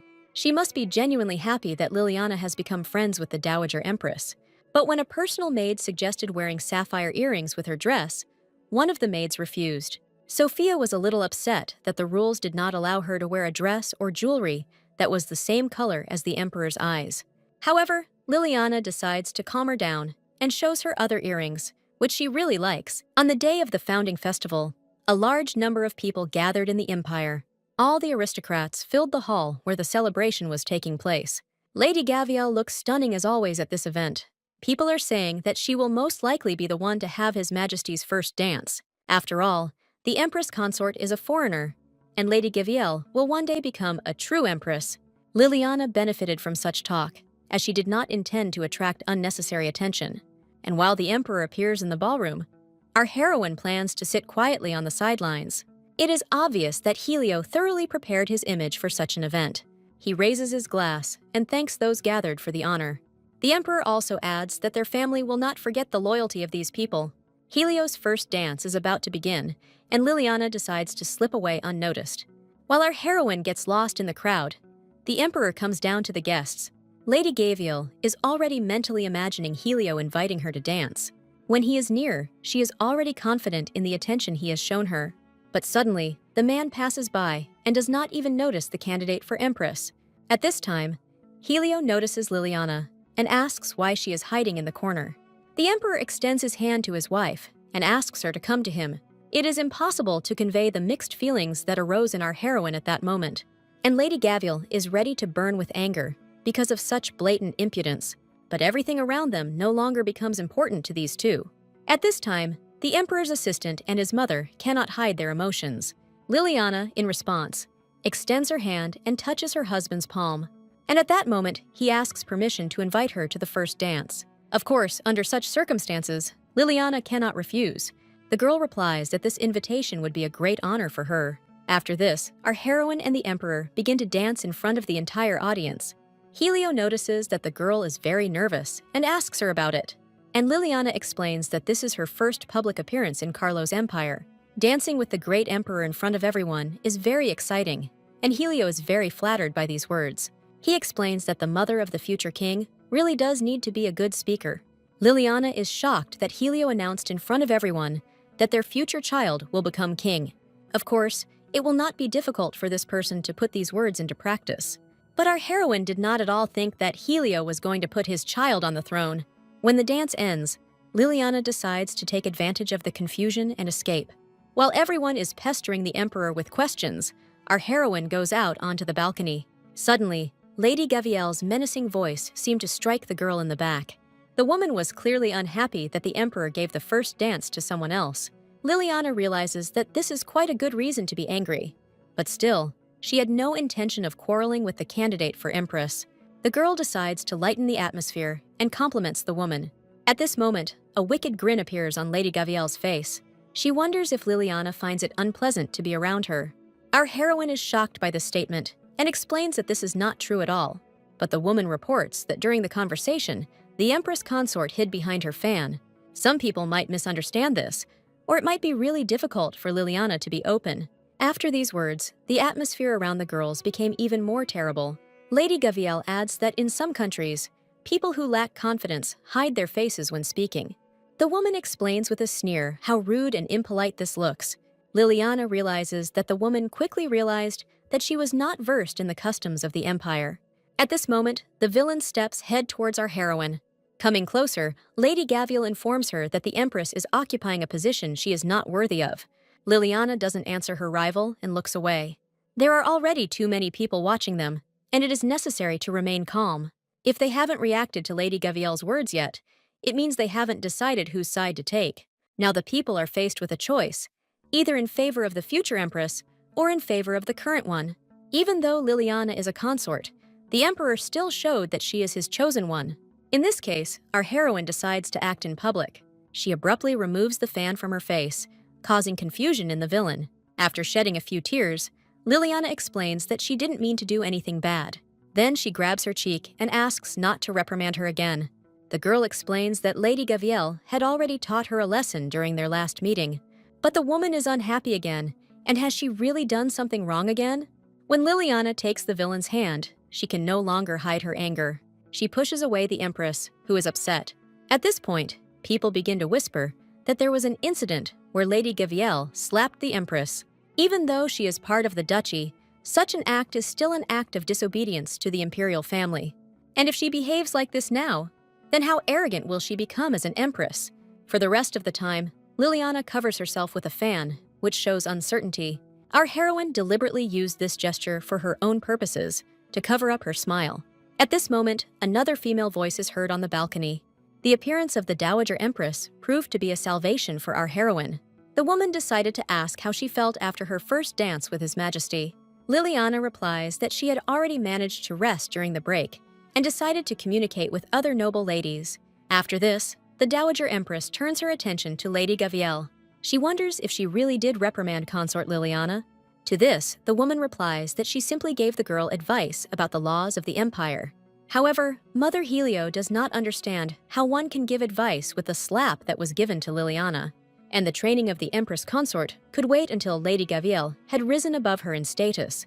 Obviously, this was a direct warning to the villain. Even though the Empress Dowager is not involved in politics, she still stands above. And now His Majesty's mother has sided with Liliana and drawn a line in front of Lady Gavielle. Therefore, she will no longer attack our heroine and risk incurring the wrath of the imperial family. The villainess begins to smile and asks Liliana to dispel the rumors that have begun to circulate throughout the empire.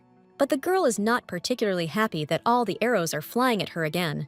On the other hand, our heroine did not expect that the Dowager Empress would stand up for her. Continuing the argument would only cause more problems, and denying the slap would only humiliate the Empress Dowager. Luckily, at this moment, one of the servants interrupts the girl's conversation. He explains that his master asked to summon the Empress consort to an audience. Lady Gavielle is outraged and does not understand by whose right some person dares to call upon the emperor's wife. Then the servant adds that this is a request from Marquis Willem himself, who is interested in the magical stones of Nieta. This man hit the empire like a comet and plays a major role in the original story. Moreover, Emperor Helio himself awarded him this title. According to the novella, he was a military slave in whom Helio saw talent. He will later become an ally of Liliana's daughter, while his son will support the main male character. At this point, the Dowager Empress explains that Marquis Willem has achieved great success in the war. There are probably some important things he wants to discuss with Liliana. Our heroine listens to the words of Mother Helio and decides to go to the meeting. While Lady Gavielle spits with anger, Liliana asks a servant to take her to the Marquise. It was obvious that the villainess was too tough for the girl for whom the imperial family was ready to stand up. At this time, our heroine goes outside, where only the murmur of water in the fountain can be heard. Not far from her, she sees a man dressed in a robe. The fact that it's too secluded a place for conversation makes Liliana a little afraid. But when the man shows her his face, she almost screams in surprise. This man turns out to be Helio, who asks his wife to be quieter and calms her down. He promises to remove his finger from her face if she doesn't make a sound. After all, right now, the emperor intends to escape from the event together with his wife. However, Liliana does not understand what Marquis Willem has to do with it. At this moment, Helio begins to suspect that his beloved really wants to see him. But our heroine simply doesn't understand why the emperor invited her outside if the banquet turned out to be boring for him. Helio explains that he just wants to play and gives Liliana the clothes. After this, the girl puts on a dark robe, which will help them escape. And the emperor adds that the city's Foundation Day festival is much more fun. Liliana starts laughing heartily, and Helio reminds her that he saved her from the fight. The man immediately noticed that after the first dance, Lady Gavielle followed his wife. After this, Liliana concludes that the emperor helped her on purpose. However, he does not answer her directly and tells her that it is a secret. And yet, even after getting into the carriage, our heroine is interested in the reason for all of today's actions. For example, she can't understand why the man spoke about the future king in front of everyone. If he thinks that this will make Liliana want a child more, he is wrong. However, Helio explains that he did this for a completely different reason. His announcement was made to protect his unborn child and his wife. From the outside, it may seem that Helio's actions are similar to those of the previous emperor. He also brought here a princess from a foreign kingdom to unfamiliar lands.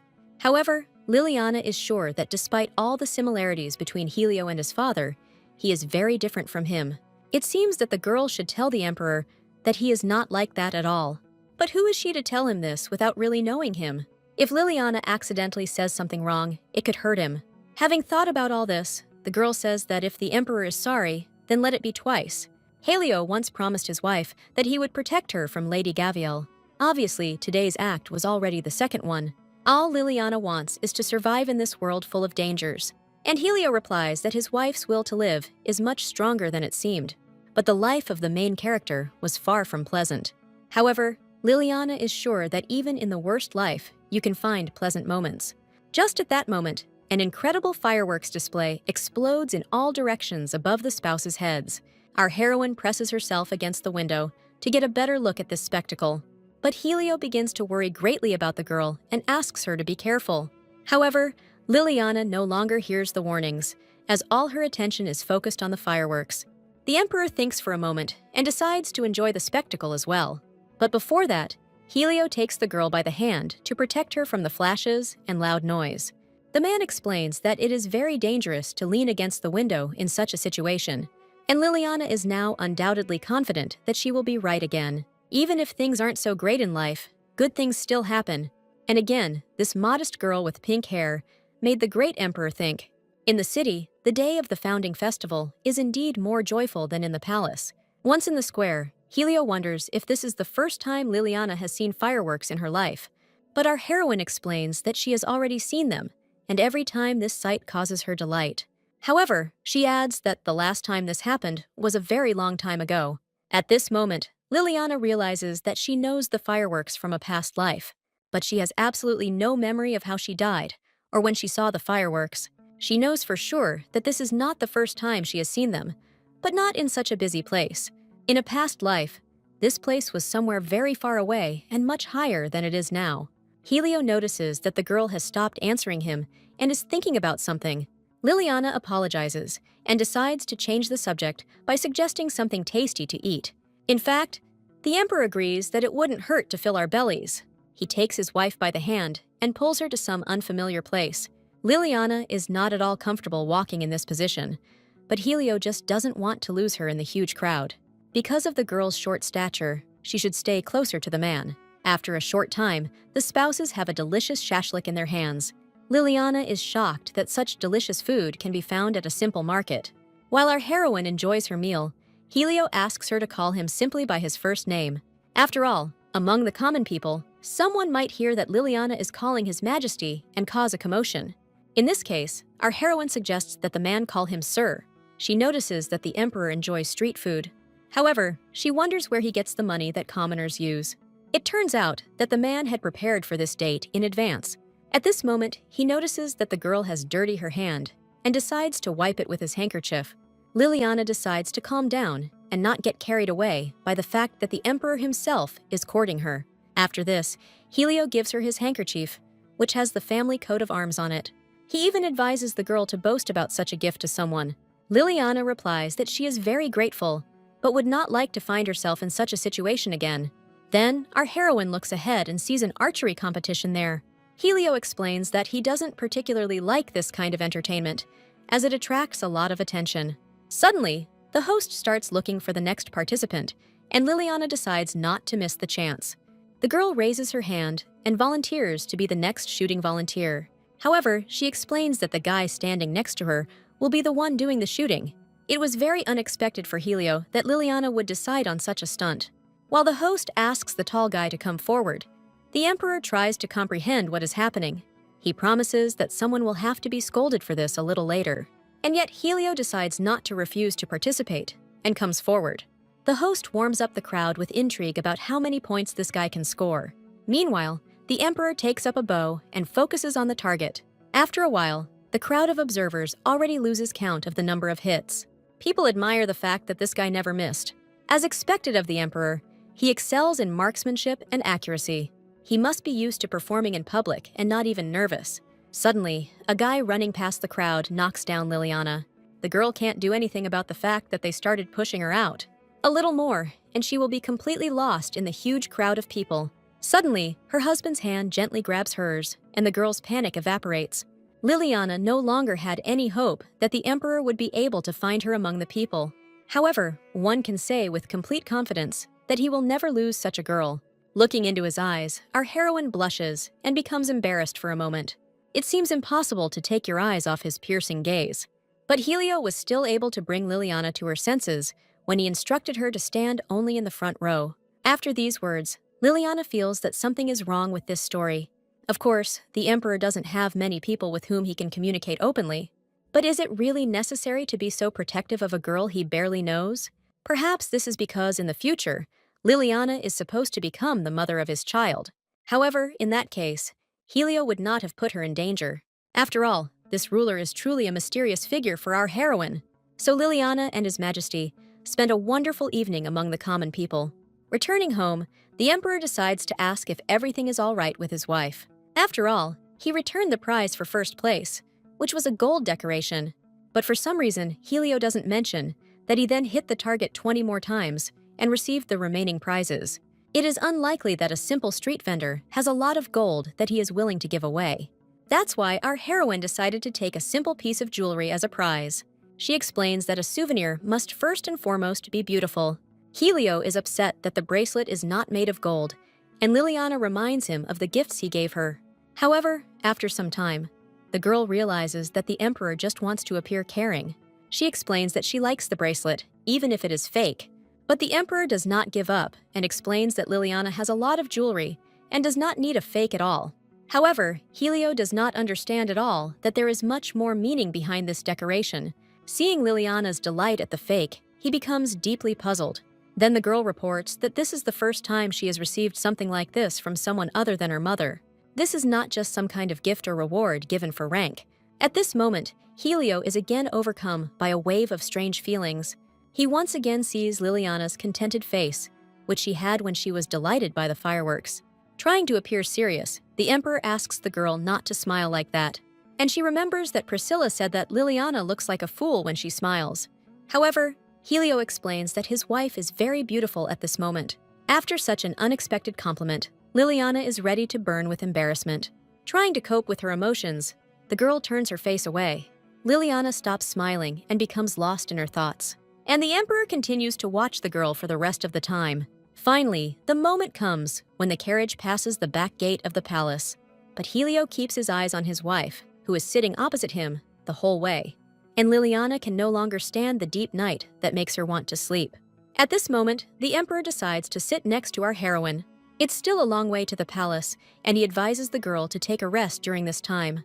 Liliana lays on the man's shoulder and says that the dowager empress helped her today, but she is too high in status to waste her energy on someone like her. Having finished this thought, the girl finally plunges into a sweet sleep. And Helio at this time experiences a huge sense of satisfaction. After all, Liliana's head on his shoulder is the best reward of the evening.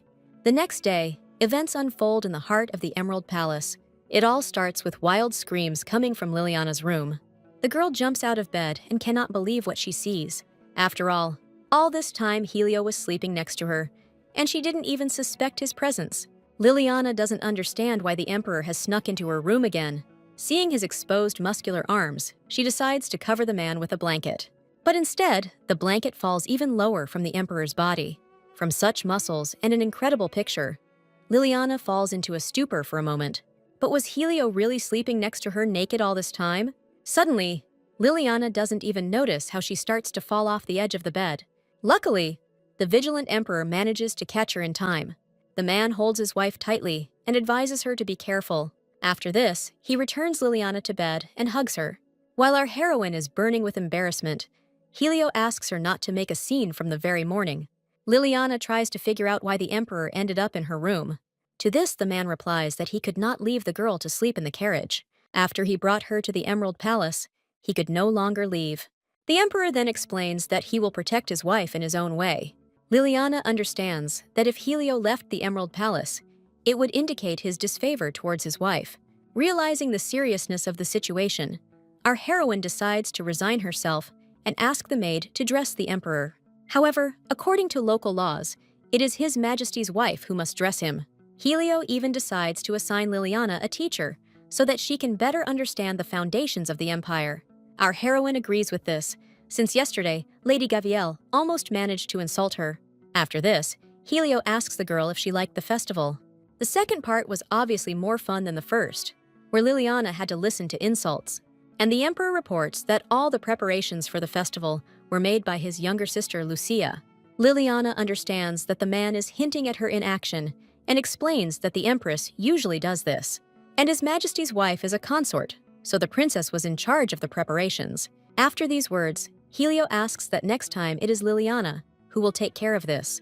There is a banquet in honor of his mother's birthday soon, and he wants his wife to take care of the preparations. The emperor explains this by saying that although he does not have an empress, he still has a wife. But Liliana says that if a man were to become engaged to Lady Gaviel, he could leave the preparations to her. At this moment, the girl feels how her husband's mood has changed. Then Helio replies in a serious tone that he does not want this marriage. Our heroine certainly didn't expect to hear such a sincere revelation. She even wonders if the emperor isn't afraid that she will spread rumors about this. But Helio only smiles and explains that the rumors coming from his wife will definitely be interesting. After the man is dressed, he sits down silently on the sofa. A multitude of unpleasant thoughts puzzle His Majesty's head. Even Liliana notices that the emperor is seriously thinking about something. She sits down next to her and tells her that Lady Gaviel will hate her very much. Surely the candidate for Empress thinks that this cunning fox Liliana has bewitched His Majesty and is interfering with their engagement. At this moment, Helio quietly turns away and begins to laugh. Having lightened the mood, our heroine decides to move on to the main question. She wants to ask Helio what is bothering him now. But the emperor replies that his problems do not concern his wife. However, the girl is sure that she will not be able to do anything with this information. Therefore, there is no better person to keep his secrets than her. It seems that such an argument makes His Majesty think seriously. After this, he softens his demeanor and reports that the Duchy of Gaviel has made a huge contribution to the last 3 wars. For this, they were granted the title of Duke and were shown respect in return. The Duke's achievements 3 generations ago were incredible, but the current Duke Gaviel is completely incompetent, and it is hard to believe that he is the descendant of such a great man. His daughter Visty is also not at all suitable for the role of future Empress. Recalling her meetings with Lady Gaviel, Liliana cannot help but agree with these words. This woman is arrogant and envious in her actions. At the same time, she is so unkind that she is ready to mock a princess from another country. The very thought of such a person becoming the ruling empress makes Liliana feel uneasy. Helio seems to read the girl's thoughts, and she says that she would not want such a status for Lady Gaviel. Of course, if such a woman were to rule, then Liliana would simply die at her hands. However, our heroine does not reveal all her thoughts on this matter to the emperor. At this moment, the man gently touches her face with his hand. Liliana cannot understand what His Majesty is going to do, and the man explains that he is very sorry that she is the Princess of Nieta. But since Liliana does not understand the meaning of these words, he decides to end the conversation. After this, Helio announces that it is time for him to go to his office. He advises Liliana to contact the Dowager Empress to help her with the preparations for the banquet. But our heroine tries to stop her husband and reminds him that by law, they must serve each other. In that case, Helio should have waited for her and not left so suddenly. After these words, the man strokes the girl's head and explains that she is too valuable to be the Princess of Nieta. Our heroine is speechless and freezes in place from this revelation.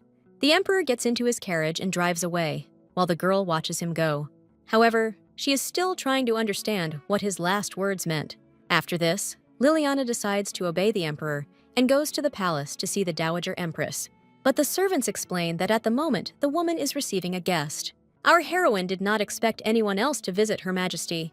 Helio asked Liliana to meet her, but this cannot be done right now. At this moment, a woman comes out of the room and announces that the girl can visit the Dowager Empress. Liliana sees this character for the first time, but she has a pretty good idea who it is. A woman with long blonde hair and a direct look. This is what Helio's younger sister, Lucia Carlo, looks like. She reports that although they are meeting for the first time, even from afar, it is clear that she is the Empress consort. Apart from the eye color, Lucia looks very much like her blood brother, but the woman is very outraged that preparations for the banquet were entrusted to a foreign princess. Even after all these words, Liliana does not feel offended. In the original story, Lucia might have seemed arrogant, but she wasn't. Having been enchanted by the main character, she became a caring aunt to her. Lucia also helped the little girl tell her father Helio that she loved him. The moment was so touching that Liliana didn't notice how she broke into a smile in front of the princess. After this, the woman leaves and asks not to even ask her for help. Liliana tried to stop the emperor's sister, but it was all in vain. The girl is annoyed that she wasn't even able to greet her properly. Our heroine begins to think that her awkward smile is to blame for everything. After this, Liliana goes to visit the Dowager Empress. The woman was already waiting for her son's wife, who was very grateful to her for her help during the festival. The Dowager Empress then asks Liliana to sit next to her. She had already heard that the Empress consort would be in charge of the banquet in honor of her birthday. That is why she called Princess Lucia to her to help the girl. The problem is that Liliana doesn't know the local customs and laws very well. After this, our heroine understands that Lucia was upset because of her. After all, it's unlikely that the princess would want to help in this matter voluntarily. At this moment, the Dowager Empress notices that Liliana has turned completely pale. The Dowager Empress even began to think that her son had cooled towards the girl, but Liliana assures that His Majesty is still very kind to her. And the Empress recalls that last night they both escaped from the festival. And if there are no problems between the spouses, then the woman is interested in what else could have happened to the girl.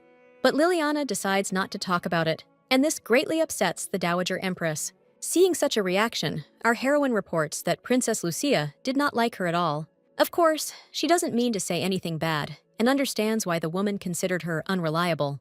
Then the Dowager Empress explains that Lucia is only half His Majesty's sister. It is only because of her love for her heritage and honor that she is still allowed to remain in the palace. She is well versed in state affairs, and His Majesty keeps his sister close to him. Lucia is also incredibly kind-hearted, which makes it difficult for her to refuse requests. Therefore, the Dowager Empress is confident that Helio's sister will be happy to help Liliana. However, our heroine still feels that she will be an exception to Lucia's kindness, but she promises to Helio's mother that she will definitely visit the princess. After all, Liliana can only do what is currently within her power. After all, organizing the banquet is her first important task in the empire.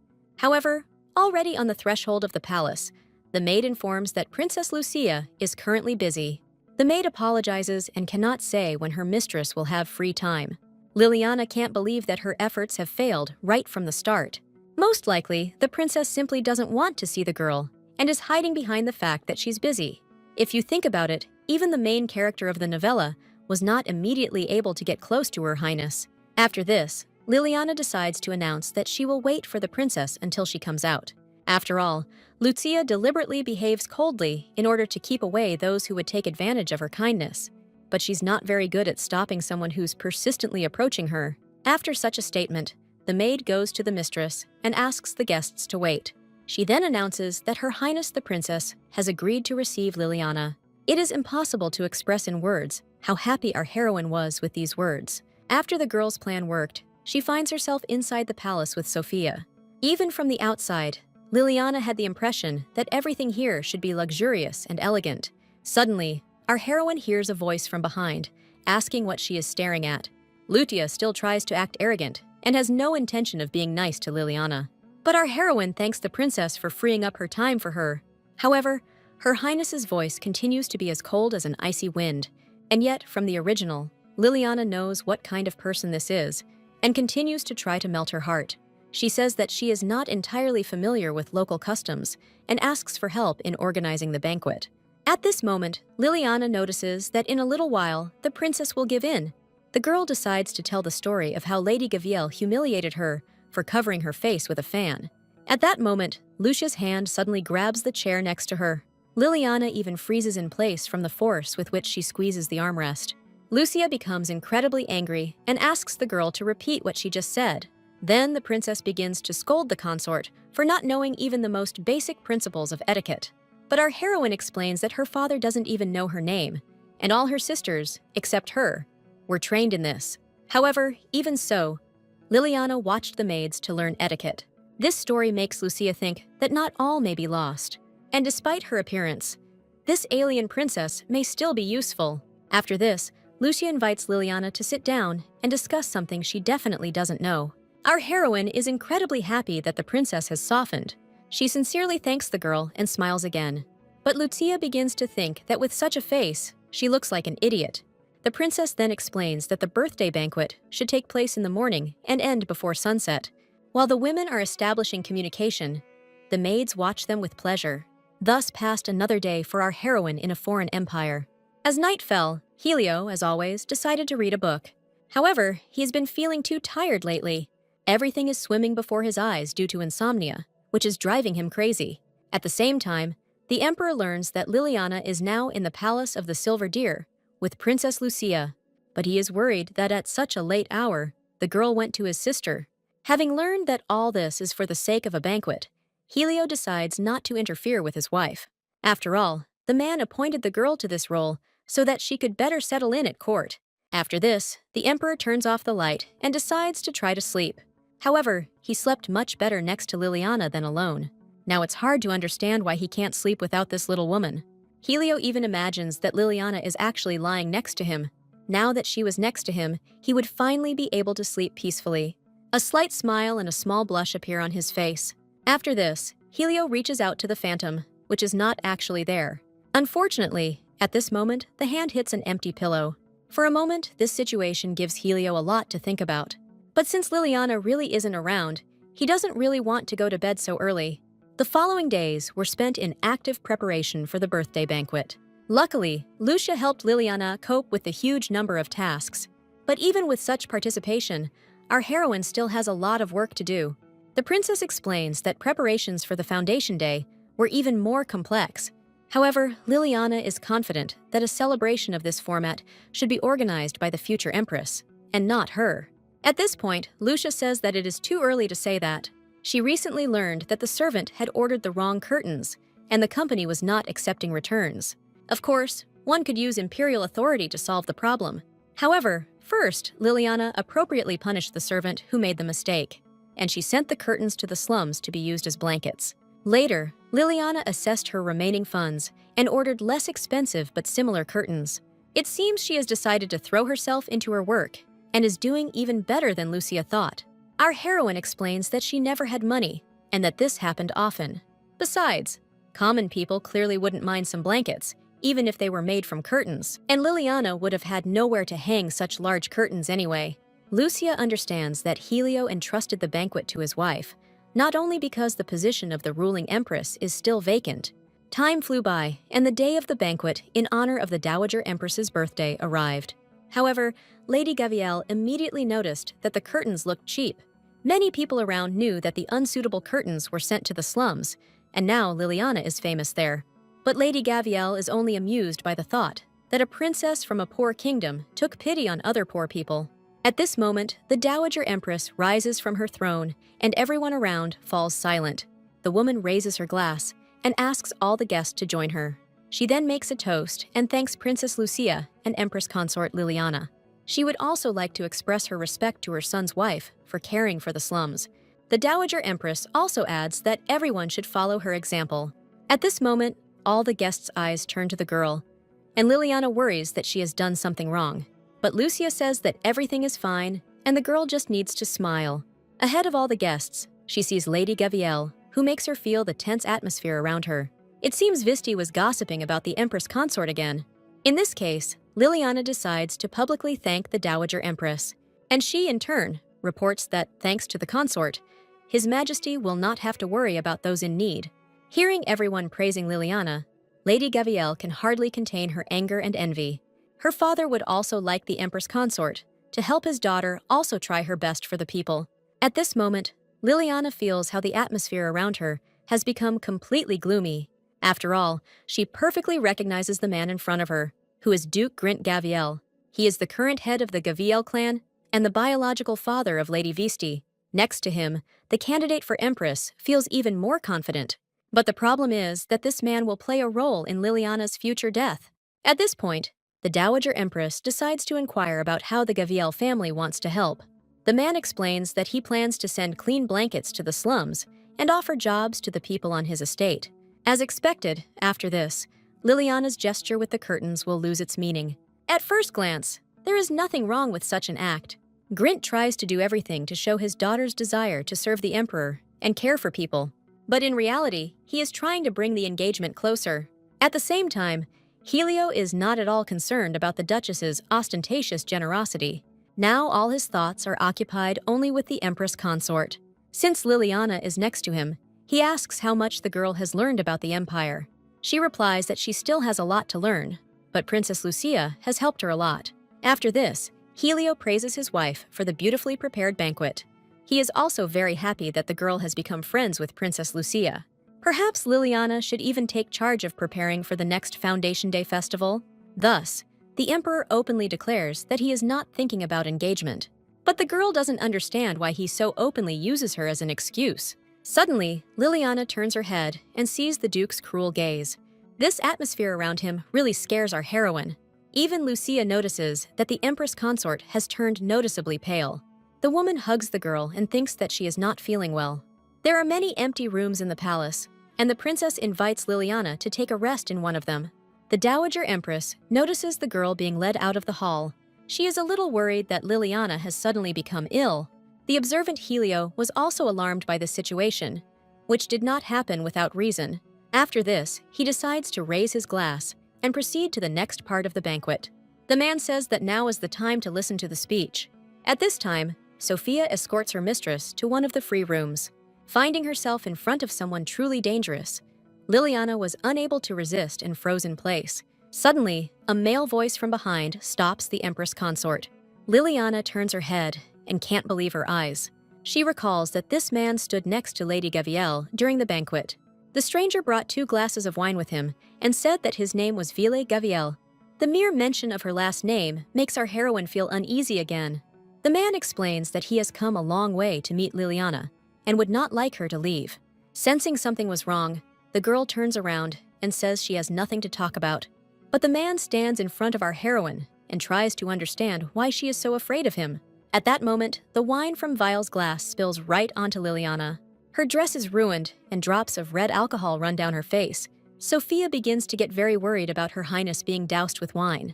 Vile tries to somehow save the situation and offers his handkerchief, but our heroine does not accept help and pushes his hand away. After this, Liliana looks at him with a look that makes him feel uneasy. Vile clearly didn't expect to feel such intense excitement. He tries to make a second attempt and give Liliana his handkerchief, but the girl refuses and demands that he no longer wait for her like this. Surely all of this was set up by Visty to reveal even the slightest flaw in Liliana. However, Bale insists that his clumsiness is to blame for everything. Finally, Liliana reaches the room and meets another man there. She walked into the first door she came to and didn't expect anyone to be there. It turns out to be His Majesty's assistant, whose name is Turns. Sophia decides to report to the man that Ville Gavielle harassed her highness and spilled wine on her. The maid could not remain silent, as this man made her very angry.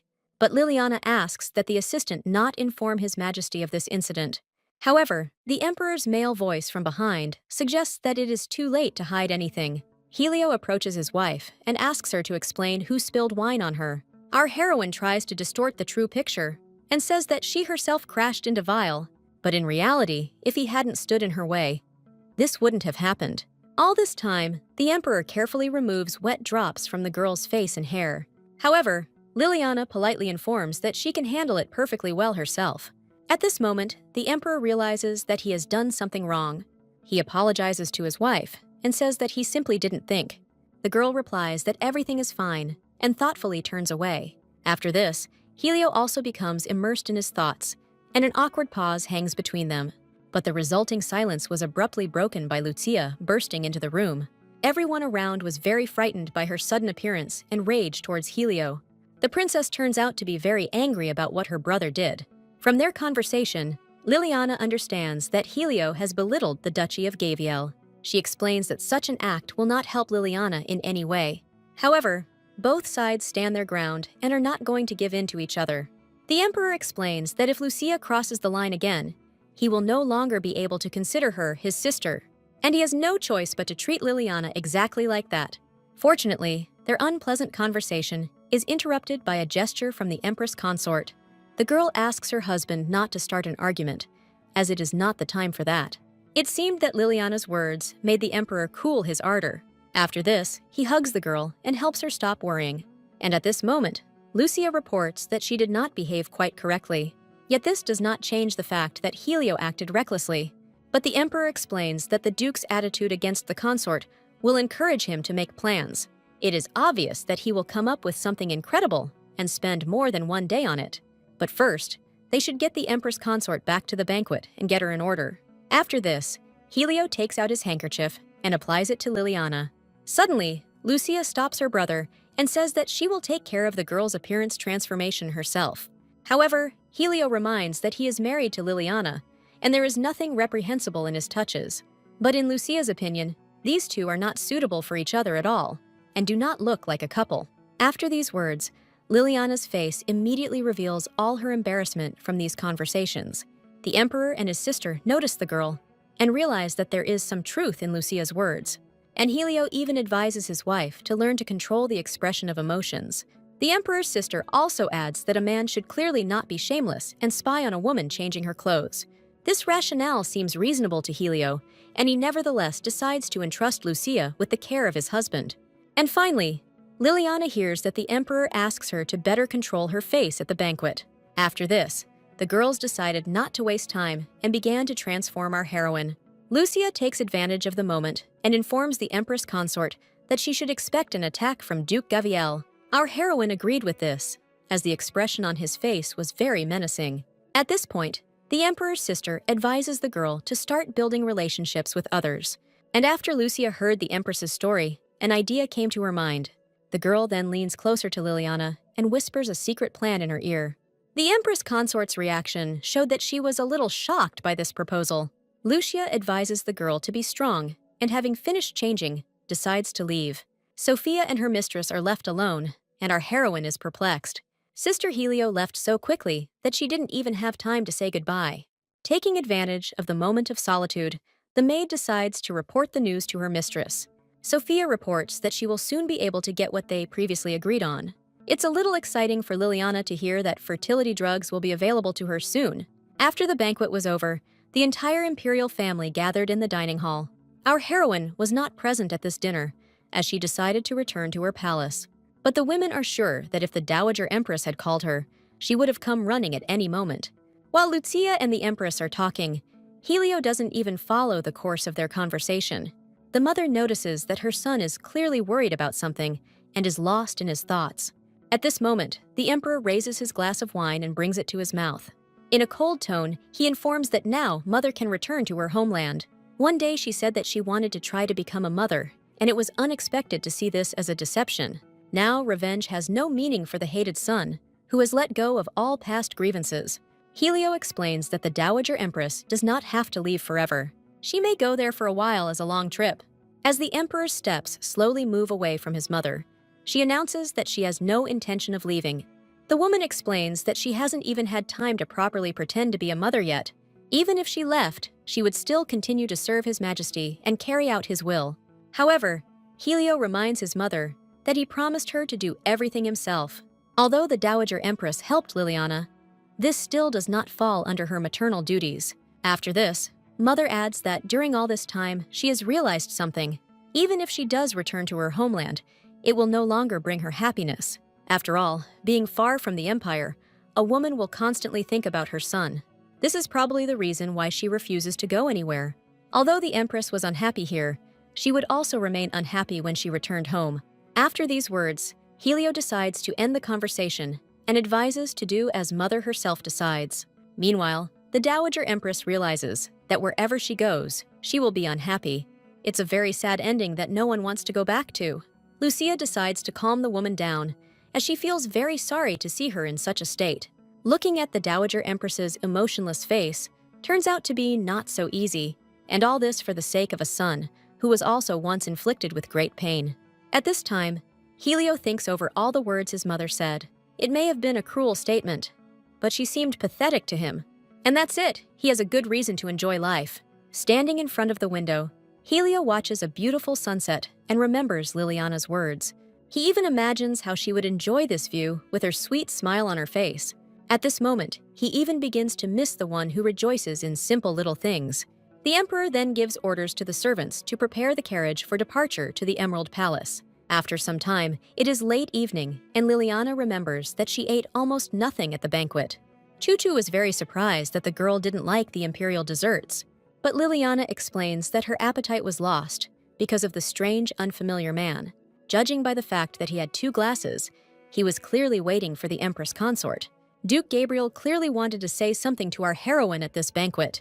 Chuchu decides to inquire about this man and learns that he is from the den of villains. Then, the little elemental promises Liliana that he will definitely scold this duke when they meet. Our heroine is amused by this reaction and advises getting rid of the chains first. In order to free Chuchu, Liliana needs to master spiritual magic as soon as possible. Suddenly, our heroine hears a knock on her room at such a late hour. Sophia runs inside and says that the lady needs to come with her as quickly as possible. The whole point is that a very important person arrived at the Emerald Palace. After this, Liliana runs out of her room in her pajamas. The girl runs through the corridors of the palace until she finds herself in the entrance area. There she sees His Majesty, who could not bear the long separation from the girl. A man becomes very happy when he sees the Empress consort in front of him, but Liliana is very worried that he did not wait for her in front of the palace. Helio explains that he decided not to adhere to all the manners, since the girl had already gone to bed anyway. At this point, our heroine begins to worry about what made the Emperor come to her at such a late hour. Did he really decide not to keep his word and exercise his rights as a husband? Seeing his wife's agitation, the Emperor leans over and asks her not to worry. Be that as it may, today he will not allow any harassment. After these words, Liliana was a little taken aback, as she did not expect that all her thoughts would be written on her face. However, past events make her realize that Helio is no longer a danger to her. At this moment, the couple goes up to the bedroom, and the Emperor decides to discuss his strategy. But after a few seconds, Helio stops and falls silent. He then turns to our heroine and informs her that his strategy is still a secret to her. After this, they end up in bed, and the Emperor asks if Liliana wants to return to her homeland. The girl is sure that Helio is worried about this because of the Empress, but she insists that her situation is fundamentally different, and she has no reason to miss her homeland. The small palace she lived in was less than half the size of the Emerald one. The only thing that makes the girl sad is separation from her mother. But even in this case, Liliana is sure that the woman is better off there without her. After all, the abandoned princess has 4 older sisters in the kingdom. 3 of them showed absolutely no interest in our heroine, but the eldest Sil took pleasure in tormenting Liliana. At the same time, the girl could do nothing to somehow protect herself. And every time after another round of bullying, the sound of a whip could be heard in the kingdom. All this happened in front of Liliana's mother, who was unable to save the girl. It was extremely painful to watch the mother cry because of her daughter's suffering. There were days when the woman would get on her knees and beg him to stop, but no one listened to her, and the mother continued to watch him being bullied. After this story, Helio understands that Liliana also knows what a hard life is. At this moment, our heroine almost screams from the realization of what is happening. It's not even clear why she started talking about such a difficult fate. While the girl regrets what she said, the Emperor takes her hand. The man says that he is an abandoned child just like her. After that, true sympathy and understanding began to be seen in his eyes. Liliana didn't even expect that she and Helio had so much in common. Understanding all the Emperor's pain, the girl decides to hug him for the first time in her life. Our heroine says that she is very sorry that the man had to go through all this. At this moment, Helio presses the girl even closer to himself. At first, Liliana was confused, but then she realized that she had nothing to fear.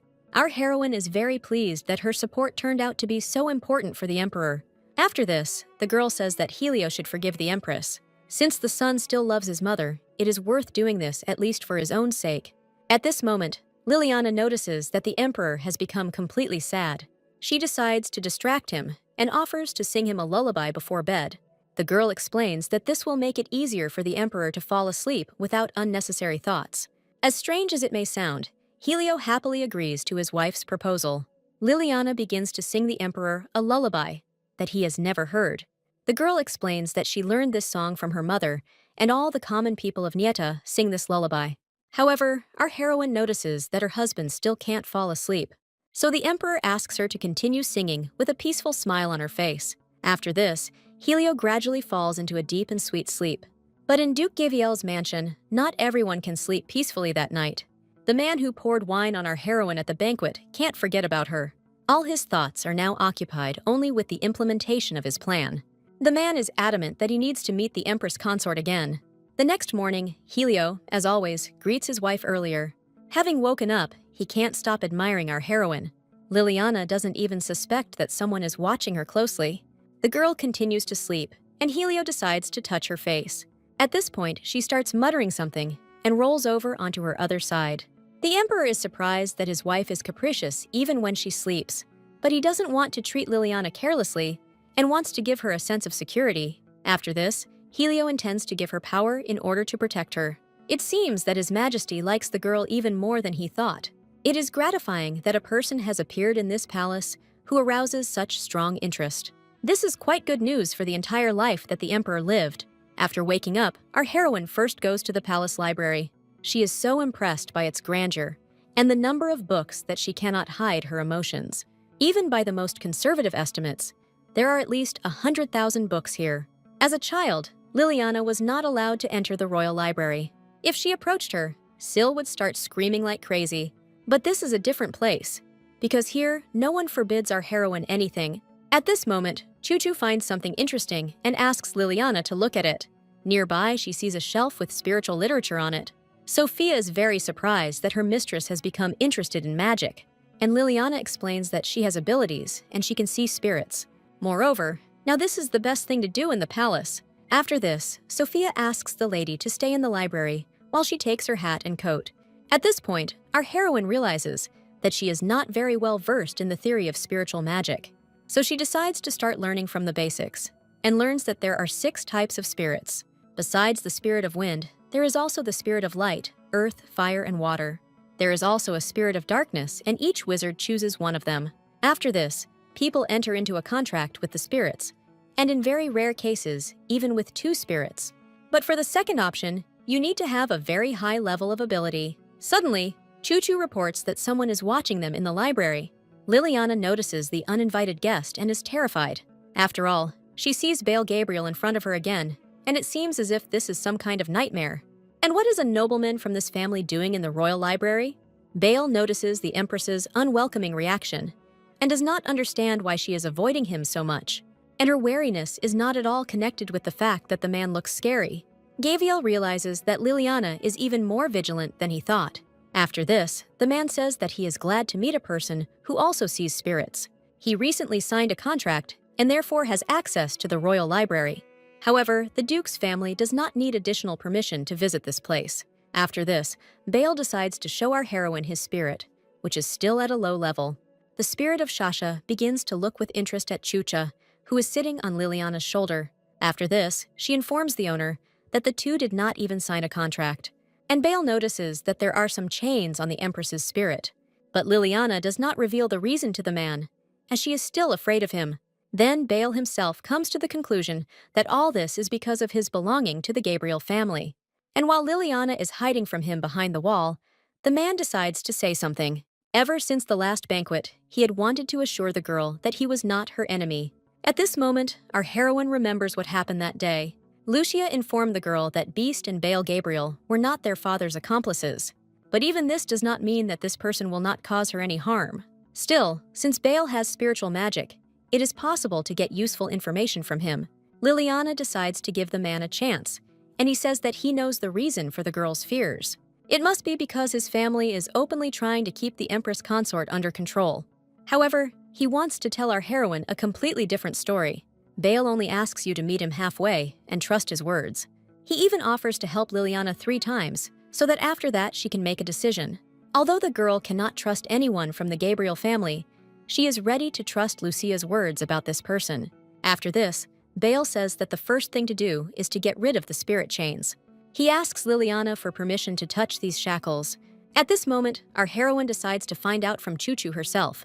After some thought, the spirit gives permission for the man and is elemental to examine it. Shasha immediately flies up to the wind spirit to take a closer look at her chains. She touches the ball and immediately regrets doing so. Shasha smells a disgusting smell from the ball that is impossible to bear. Bale decides to pick up the item and experiences unpleasant feelings. The man excitedly reports that this ball is very unusual, and from these chains, he feels a very powerful dark force. However, this is not necessarily a bad thing, since one of the spirits simply has the power of darkness. Many people associate this with something evil, but in fact, this is not true. However, Liliana is worried that Shasha smelled a terrible odor. Bale explains that this may be due to the very powerful force contained within the ball. However, Choo-Choo herself does not smell any odor from her chains. The man himself is surprised why the wind spirit did not sense this. The closest force to the dark force is the force of light, and all the other spirits don't particularly like it. Liliana is so worried that even Bale finds it strange. After this, the man asks Choo-Choo to show her wind power. The spirit assures that she really does possess this power, but it has become greatly weakened. Bale justifies himself by saying that he did not blame the spirit for anything, and only assumes that the ball took away her power. After this, Shasha calls Choo-Choo simply a fly. which can no longer be a spirit without power. The man begins to scold the elemental, and it sticks its tongue out at its owner. Then Shasha says that she wants to sleep, and penetrates the man's chest. Seeing Liliana's surprised look, the man explains that after signing a contract, the spirit lives inside a person. It is strange that the girl does not know this, since the kingdom of Nieta is famous for its magical stones and many spirits. But our heroine explains that she did not leave the palace, and she did not have anyone who could tell her all this. And the reason she came to the library was to learn at least something about spiritual magic. After this, Bale reports that with so many books available, it will be difficult to choose the right one. At this moment, Liliana notices that the man is looking at her strangely. He asks the girl to choose a specific book, after which he will tell her whether it is good or not. Liliana thinks that this will be one of the 3 aids that Bale offered. After this, the man raises his hand to the shelf with books and takes out a suitable option. And at this moment, our heroine finds it suspicious that some person is so easily ready to help another. But Bale's attitude towards her is very different from Helio's. Now Liliana is absolutely sure that the man wants something from her. After this, Bale gives the girl the necessary books, and she decides to ask how he felt the dark force in the ball. The man says that it is a matter of time, and the spirit of darkness and light could free Choo-Choo from his chains. In this case, Liliana decides to make a contract with one of these spirits. But Choo-Choo is outraged that the girl decided to sign a contract with someone else. She suggests simply finding a person who has already made a contract with a spirit of light or darkness. At this point, Bale reveals that he just happens to know someone who has a spirit of light. He offers to count this as his first of 3 assists. However, this person is Bale's younger sister named Agrina Gabrielle. But the man insists that he does not share the views of the current head of their family, just like his younger sister. Of course, Liliana may not believe it now, but she can do it after 3 helps. However, our heroine does not want to get involved with Gabriel's family at all. On the other hand, she needs to get rid of Choo-Choo's chains. Ultimately, Liliana decides to agree to help, and Bale happily decides to set a date for the meeting. After this, our heroine says that if the conversation is over, then she will leave. Then the girl leaves the library with Sophia and heads to her palace. The maid is very interested in whether the mistress is really going to be in league with young Master Bale. Liliana explains that the princess advised her to find her people, and she separately mentioned the young Master Gabriel, who is worth taking a closer look at. Living in Nieta's palace, Liliana has had a lot of time and knows how to manage small amounts of money. But she doesn't understand anything about politics, and if there is a person like Gabriel nearby, then this will be a good option. But Sophia is most interested in the question of whether spirits really exist. At that moment, Choo-Choo replies that this is indeed the case, and it is right in front of her. Liliana starts laughing, because no one else can see this spirit. Hearing the mistress communicating with the spirit, the maid cannot believe that he is really here. Afterwards, they go outside so Liliana can have tea in the fresh air. However, at this moment, the girls notice a carriage with a strange coat of arms. Sophia is surprised that someone decided to visit them without warning. And at this moment, our heroine is very tense about who this carriage belongs to. Meanwhile, in the imperial palace, the day passes calmly. The servant decides to enter Helio's office to tell him important news. He had just been informed of news related to the Gabriel family. The thing is that Visty suddenly decided to come to the Emerald Palace. This unpleasant news greatly upset the emperor. He suddenly gets up from his chair and decides to go to the Emerald Palace. However, his mother, who is sharing tea with him, explains that this cannot be done. The woman is sure that His Majesty should not go to the Emerald Palace. Meanwhile, Visty is already getting out of her carriage and politely greeting our heroine. Liliana also greets her according to all the rules of etiquette, and does not understand the girl's purpose in pretending like this. Then the Empress asks what brought the girl to her home. Visty explains that it is unpleasant to hear this from the person with whom she will soon become a family. And so today, she came to the Emerald Palace as an interlocutor. After this, Lady Gabriel decided to head towards the entrance as if nothing had happened. Be that as it may, Liliana cannot ignore her completely. Once inside, Visty, as always, taunted our heroine for the fact that this palace somehow saved her face. Apparently, the emperor liked this place for a girl from another country. At this point, Liliana decides to answer her reproaches in monosyllables so that she won't find fault with anything. All the girl wants now is to drink tea and get this villain out of the house. Meanwhile, Visty reports that she has admired His Majesty since childhood. Of course, besides her, many other women went crazy over the emperor. But no one except Caroline dared to take direct action. Visty also adds that Liliana doesn't know anything about this girl, as she comes from a very boring family. Before this, the villain did not take our heroine seriously because of her alien origin, and now she humiliated Miss Caroline. According to Visty, this girl spent all day chasing after His Majesty, and during hunting competitions, she gave him her handkerchief and often wrote letters. At the same time, every tea party was accompanied by conversations only about His Majesty. After this story, Lady Gabriel calls the unfortunate girl shameless, but Liliana reports that Caroline simply admired His Majesty. And although our heroine asks Visty not to talk about people she doesn't even know, she continues this unpleasant topic. She reports that the emperor renounced his status and graduated from the academy with honors. He also always won all the wars and always looks great. It is therefore quite natural that many admire His Majesty. Suddenly, Visty stands up from her seat and slams her fist on the table. She is sure that all people are divided into different classes, and not everyone is destined to obtain the precious stone. Coming close to Liliana, the villainess asks if Liliana agrees with her. She digs her nails into her hand and explains that a precious pair must have a corresponding pair, and only such a stone will make it shine even brighter than before. By all this, Lady Gabriel, of course, meant herself. The atmosphere becomes quite dark, and the pain in her arm makes this moment even more terrifying for Liliana. And at this moment, Visty adds that our heroine has taken her place. Liliana decides not to hold back and loudly announces that she does not agree with this. Lady Gabriel didn't even expect that the girl could have such a reaction, and our heroine explains that she is not interested in this, since she is in the palace only as a hostage. These words seem to calm the villain of the day a little. At this moment, a female voice announces that the girls are having a very interesting conversation. This guest turns out to be the Dowager Empress, who has come to the aid of her daughter-in-law. After their last conversation with the emperor, she persuaded him not to go to the Emerald Palace. Helio even thought that his mother did not feel sorry for the Empress consort at all, but the woman explains that she doesn't even deserve such a wonderful daughter-in-law, and that the matter lies elsewhere. After all, Helio must demonstrate his love for the Empress through political actions. Most likely, the Gabriel family decided to show themselves off for a while. However, Helio is not going to sit back and watch all this. Mother understands that she didn't have time to think about this at all, and indeed, no one wants to let Gabriel get away with it. Something needs to be done about this villainess's arrogant behavior. After these words, the emperor comes to the conclusion that they will have to put Liliana in a difficult position. But if his mother's dear daughter-in-law is in trouble, the woman is not going to leave everything as it is. Therefore, she announces that she will go to the Emerald Palace instead of her son. Helio allows his mother to do as she sees fit, and the woman immediately sets out on her journey.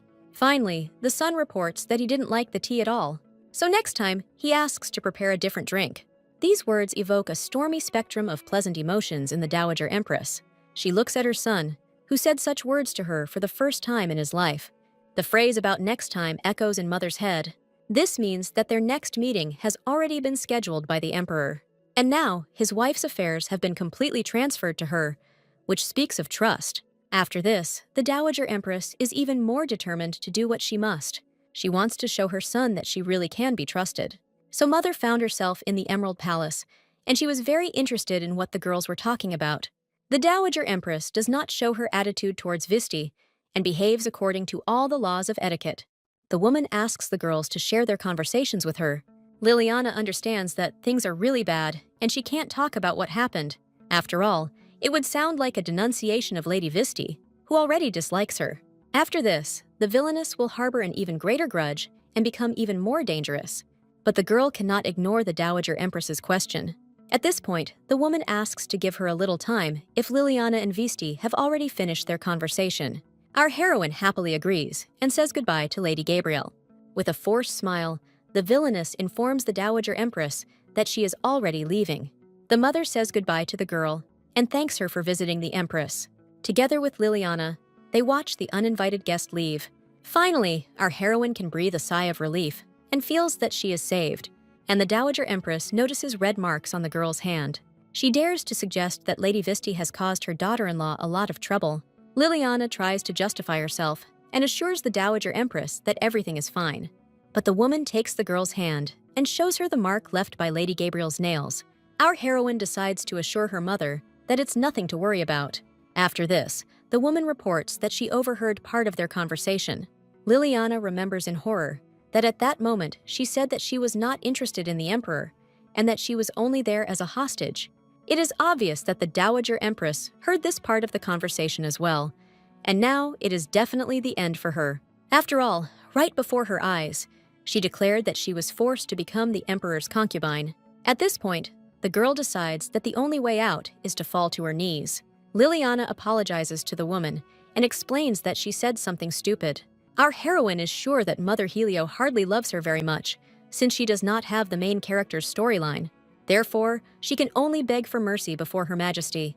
When survival is at stake, you have to swallow your pride. At this moment, the Dowager Empress asks her daughter-in-law to rise from her knees. After this, a long, awkward pause hangs between the women.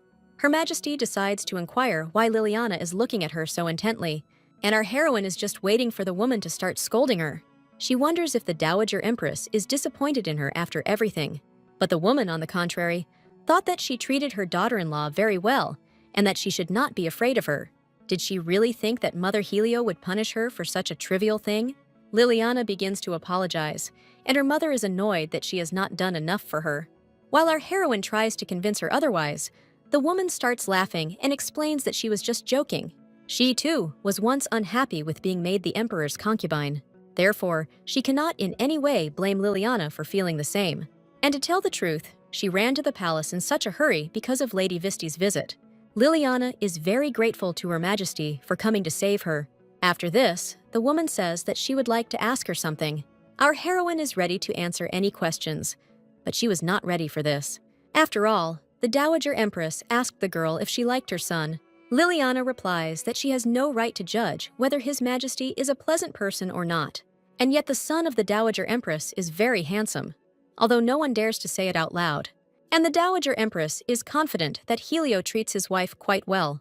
Liliana agrees with this and is very grateful to His Majesty, although she feels that she is unworthy of it.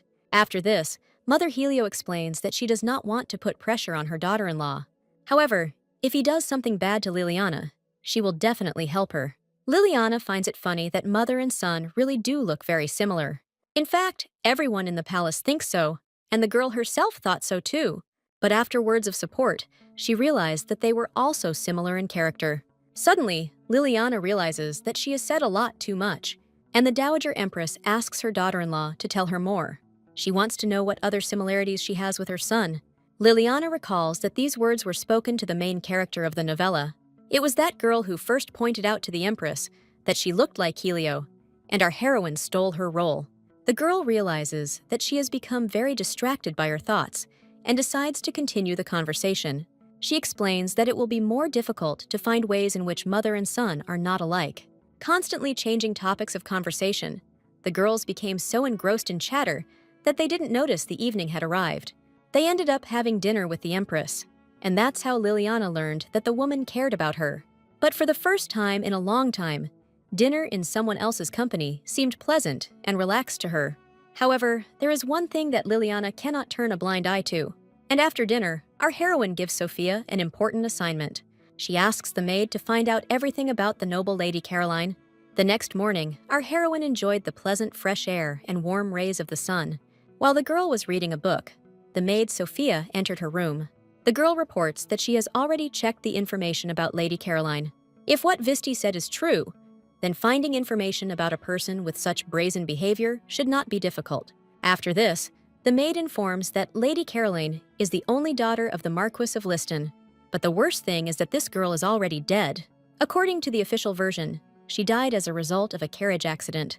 But people whisper among themselves that this is the work of the Gabriel family. Now it is clear why she appeared so suddenly in the Emerald Palace the day before.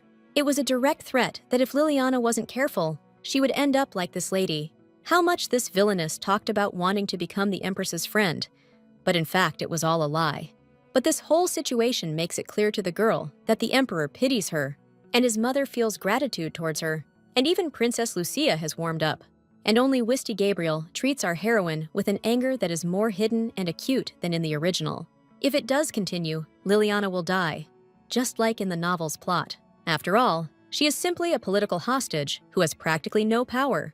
However, she has someone who is willing to help and become an ally. Therefore, Liliana decides that she will not stand by and watch everything from the sidelines. After this, the girl asks her maid to deliver a letter to Bale Gabriel. At the same time, Sophia must convey that Liliana wants to meet him as soon as possible. After a short time, Bale and our heroine gather in one place. Liliana is very grateful to the man for being able to come. After this, Bale introduces the Empress to his younger sister, Agrina. The girl immediately expresses her delight at Choo-Choo, sitting on our heroine's shoulder. It was obvious that Agrin had a strong desire to see the wind spirit. It is the first time she sees such a creature, and cannot hide her strong impression. Bale even has to apologize for his sister, who can't control herself when it comes to perfume. The girl also asks for forgiveness, and explains that she always wanted to make a contract with the spirit of the wind. But, as we know, such perfumes are extremely rare. Liliana recalls that the original story did not mention such information, and now it turns out that among the 6 elements, wind spirits are the rarest. The number of these creatures barely reaches 1/10 of the most prolific spirits of the earth. Most likely, Choo-Choo didn't share this with Liliana because spirits don't care about theory. And indeed, the wind spirit confirms that she is not particularly interested in such things. After this, our heroine decides to ask Agrina about the spirit of light that she possesses. At this moment, the girl shows off her spirit named Vivi. The spirits of light are said to be the most beautiful of all 6 elements. Liliana herself is convinced that Vivi is simply a wonderful creature. When Agrina despaired of finding the wind spirit, her spirit appeared before her, and she couldn't resist the opportunity to spend the rest of her life with this sweet creature. After this, Agrin explains to Vivi that she called her today to help her friend. At this moment, the spirit of light flies up to our heroine and meets Choo-Choo at the same time. But when she sees a ball of dark power, she cannot hide her delight. She is so impressed by this beautiful magic that she cannot break free from the chains. Vivi only dreams of touching the darkness just once. She doesn't even understand how such a wonderful power can cause problems for someone. But Agrin explains that the wind spirit is different from Vivi, and the ball does not allow her to move freely. The spirit of light promises to help Choo-Choo if she gives him a piece of this beautiful ball in exchange. Of course, the wind spirit promises to give anything just to get rid of the problem. After this, Vivi uses spiritual magic, and everything around is illuminated with a bright light. Liliana is very impressed by the sight of many glowing butterflies landing on the ball. This spiritual force interacts with the chains through light. A multitude of bright butterflies circle around the ball, and Choo-Choo even has to close his eyes from the blindness. After using spiritual magic for a long time, Vivi reports that everything is ready. The wind spirit is so impressed by her power that she cannot hide her emotions. However, Vivi explains that for now, this is all she can do. The spirit of light was able to shrink the ball, but the power contained within it was too powerful to be completely eliminated, and it will be better if Liliana finds another spirit of light who will be even stronger. However, if our heroine does this, people may mistakenly understand that she is looking for supporters. At this point, Bale wonders what has the Empress so worried, and our heroine explains that she doesn't want to hear from people that she's greedy. From the very beginning, she wanted a quiet life as the Emperor's concubine. After these words, Bale Gabriel seriously thinks about what he could do in this situation. The man then offers the Empress his help in finding a spiritual magician. This was unexpected for Liliana, as the ball reduction was already the 3rd help in a row. In this case, our heroine is perplexed as to why these two are so eager to do something good for her. The girl is serious and intends to find out what Gabriel's family wants from her. At this point, Bale asks how much influence Liliana thinks she can have on affairs in the Empire. The girl replies that she will be very lucky if she can just live to old age. Bale praises the girl for looking objectively at her capabilities and says that he is ready to be on her side. However, our heroine is not ready to believe his words so easily. But Gabriel explains that it is about the last act of His Majesty the Emperor.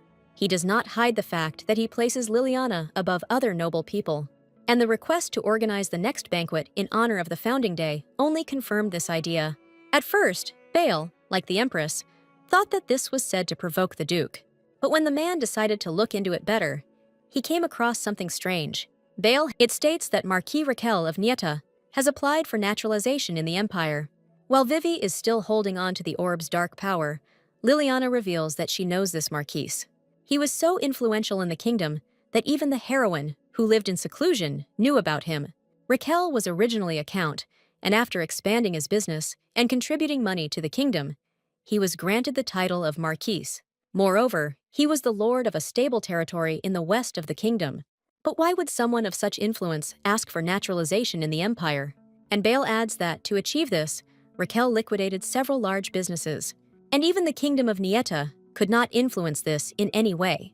Gabriel even suggests that there was someone involved, and this unknown person should receive the greatest benefit. He is clearly doing everything to ensure that the trading company's activities are transferred to Carlo. Liliana suggests that the empire itself should benefit greatly from this, but Bale explains that it won't be big enough to involve an influential person in the matter. Then our heroine understands that she will be the one who benefits the most from this, and this influential person will definitely try to become Liliana's supporter. The Empress comes to the conclusion that this is none other than Emperor Helio. But could His Majesty do all this for the sake of his wife? Most likely, this could have been done only for the sake of political maneuvering. Helio would never grant her such enormous power just out of love. However, Bale is confident that the Emperor wants to make Liliana a powerful political figure. But when the Gabriels are finished, he will never leave this power in the hands of his wife. That's why Bale wants to become Liliana's supporter, so that he can stay by her side even after this day. And he will not allow the girl to be locked up in some secluded castle, forgotten by the Emperor. Bale is ready to do all this in order to become the new head of the Gabriel family, and he plans to put his sister Agrin in the place of the Empress. That's why they want Liliana to walk this path with them. A few days after this conversation, our heroine began taking lessons from tutors. Lucia assigned them to her, and among them was Hasdin Cyril, who had previously taught at the academy. Although he gives Liliana a whole bunch of tasks, he still explains even complex topics clearly. Having finished the lesson and made sure that the Empress had learned everything, he was ready to give her time to rest. But first, Hasdin decides to give the girl homework. He wants Liliana to assess the situation with the naturalization of Marquis Raquel in the Empire. Our heroine is surprised, since usually the tasks are related to historical events, and now he wants her to describe the problem that is just beginning from her personal point of view. In other words, Hasdin is saying that the Empress should not let her connections with Nita influence her judgment.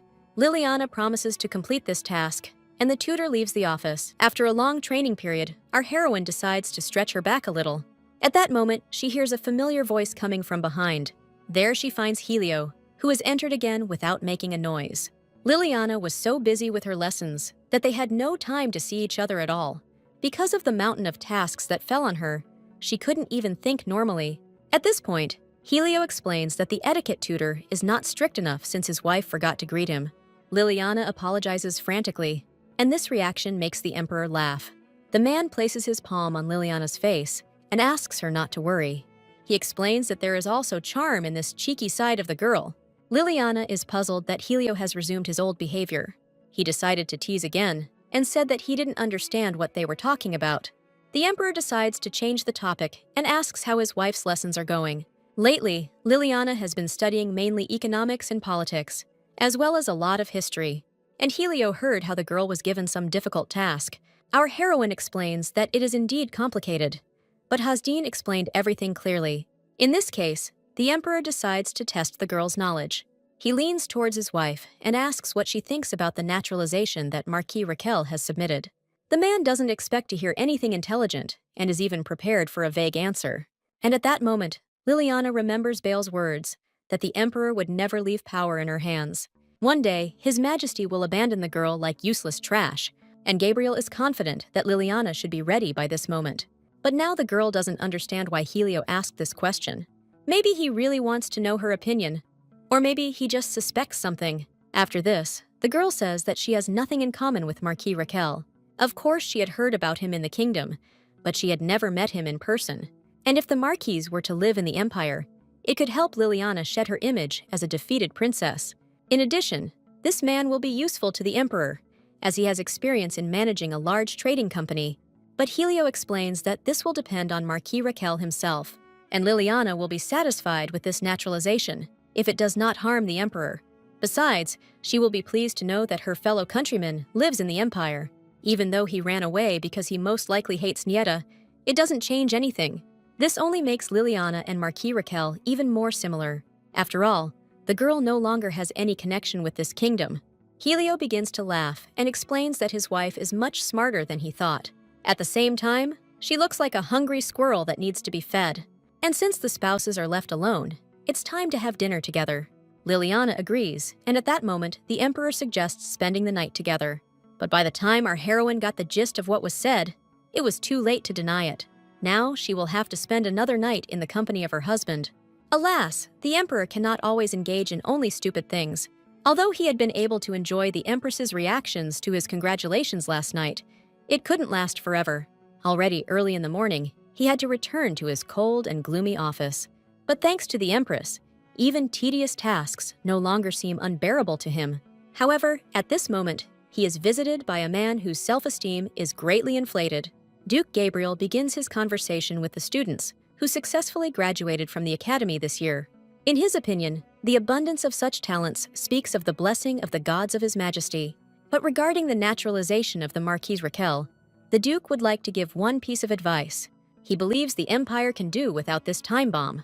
After all, the Marquise had been loyal to the Kingdom of Nita for a long time, and his move to the Empire was highly suspicious.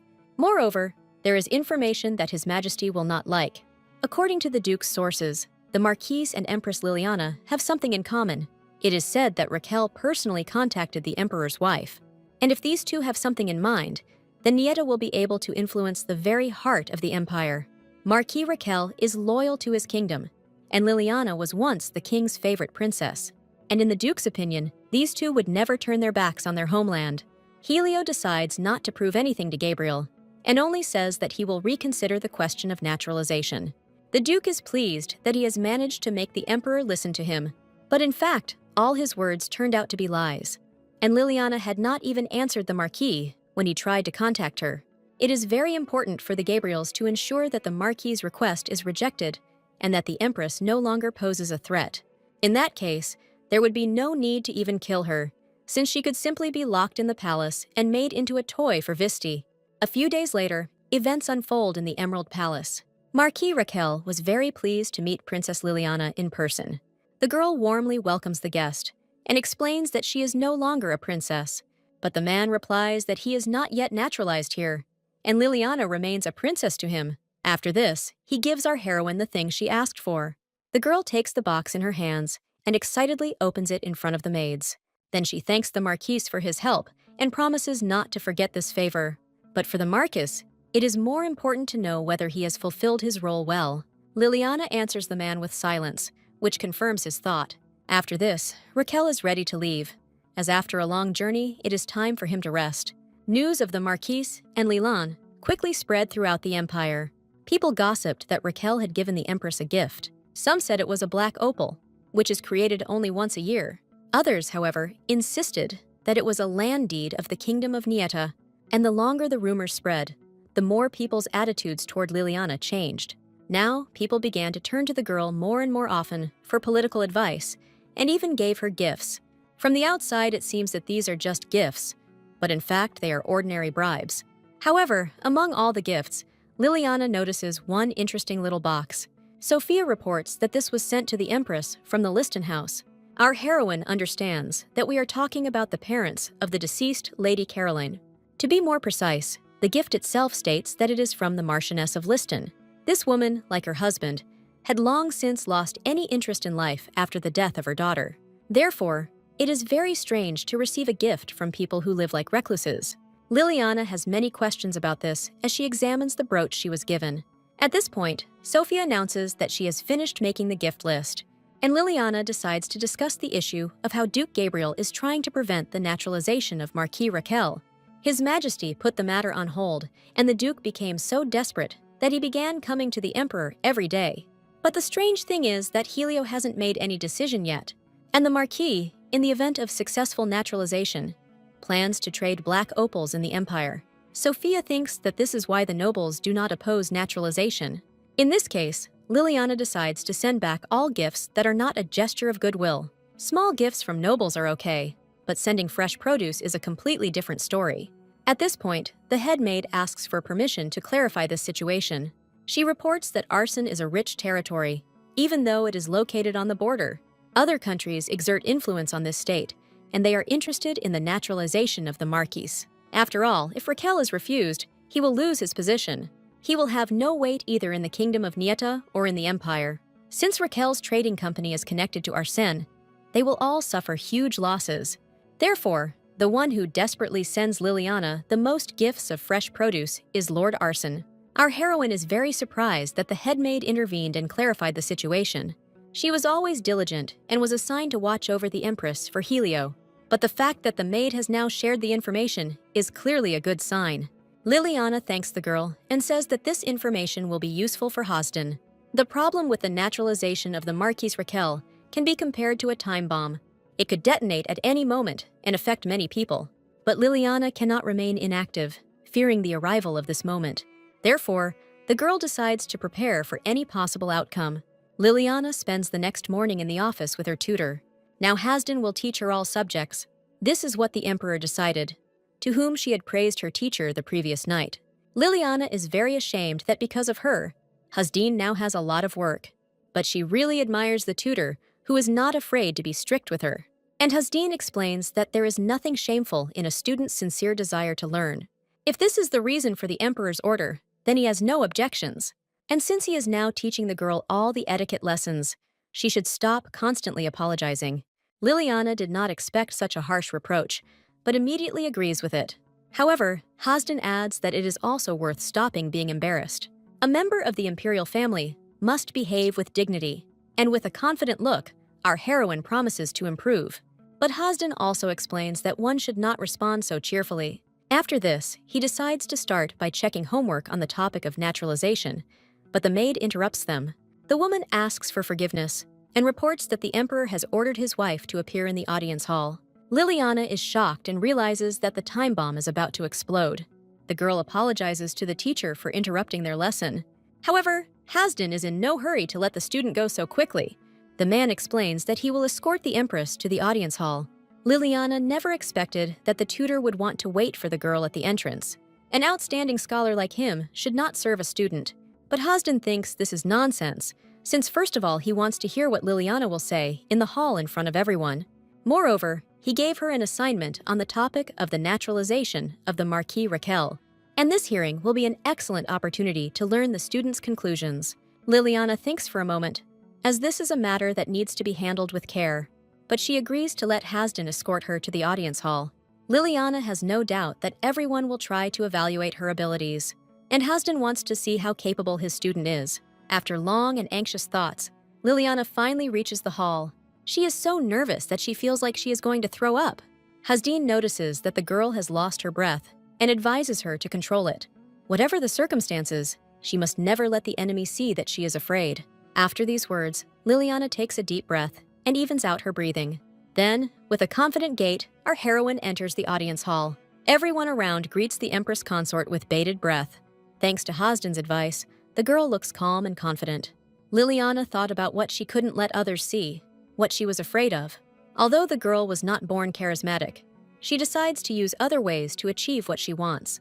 At this moment, she stops near a person who evokes negative emotions in her. It turns out to be Duke Gabriel, who is just waiting for the girl to fail. But if there's one thing Liliana has mastered to perfection, it's portraying an innocent smile. After this, the emperor announces that his wife has finally joined those present. He turns to Empress Liliana, whom everyone has been waiting for so long. Helio asks the girl not to stand there like a pillar, as if she were a stranger. The emperor wants his wife to come even closer to him.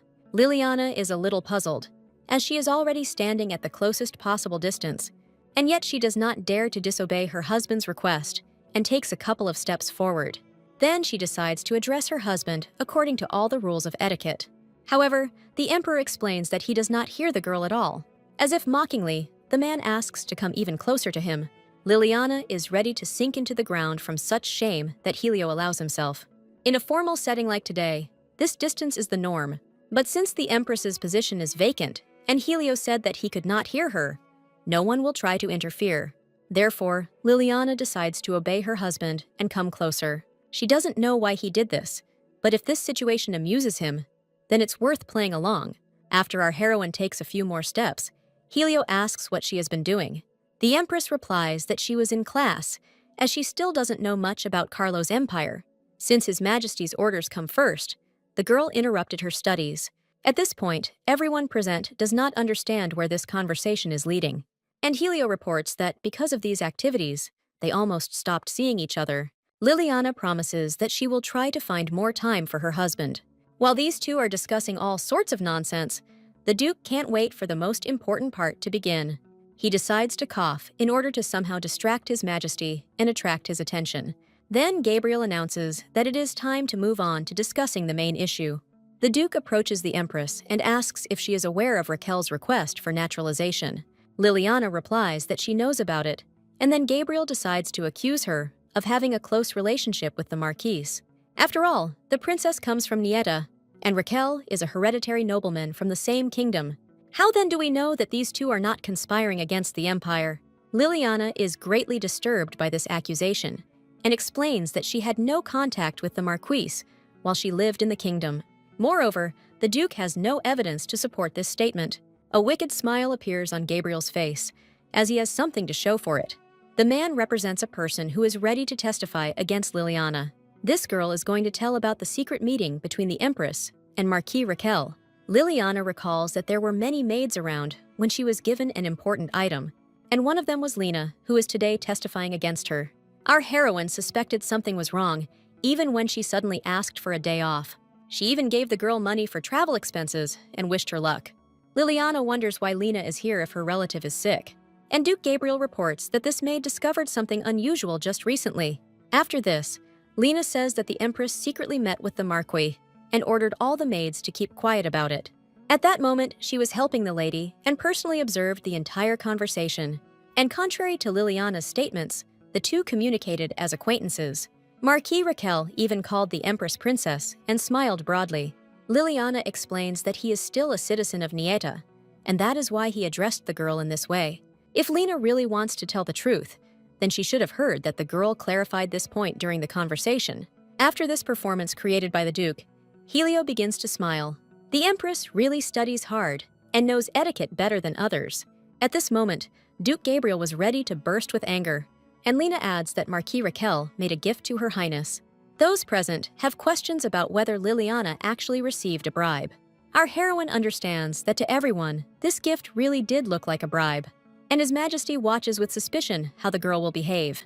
Liliana realizes that she won't be able to ask Helio for help, because if she does this, no one will take her seriously, and all her work will become meaningless. Helio knows this, and therefore silently watches his wife's actions.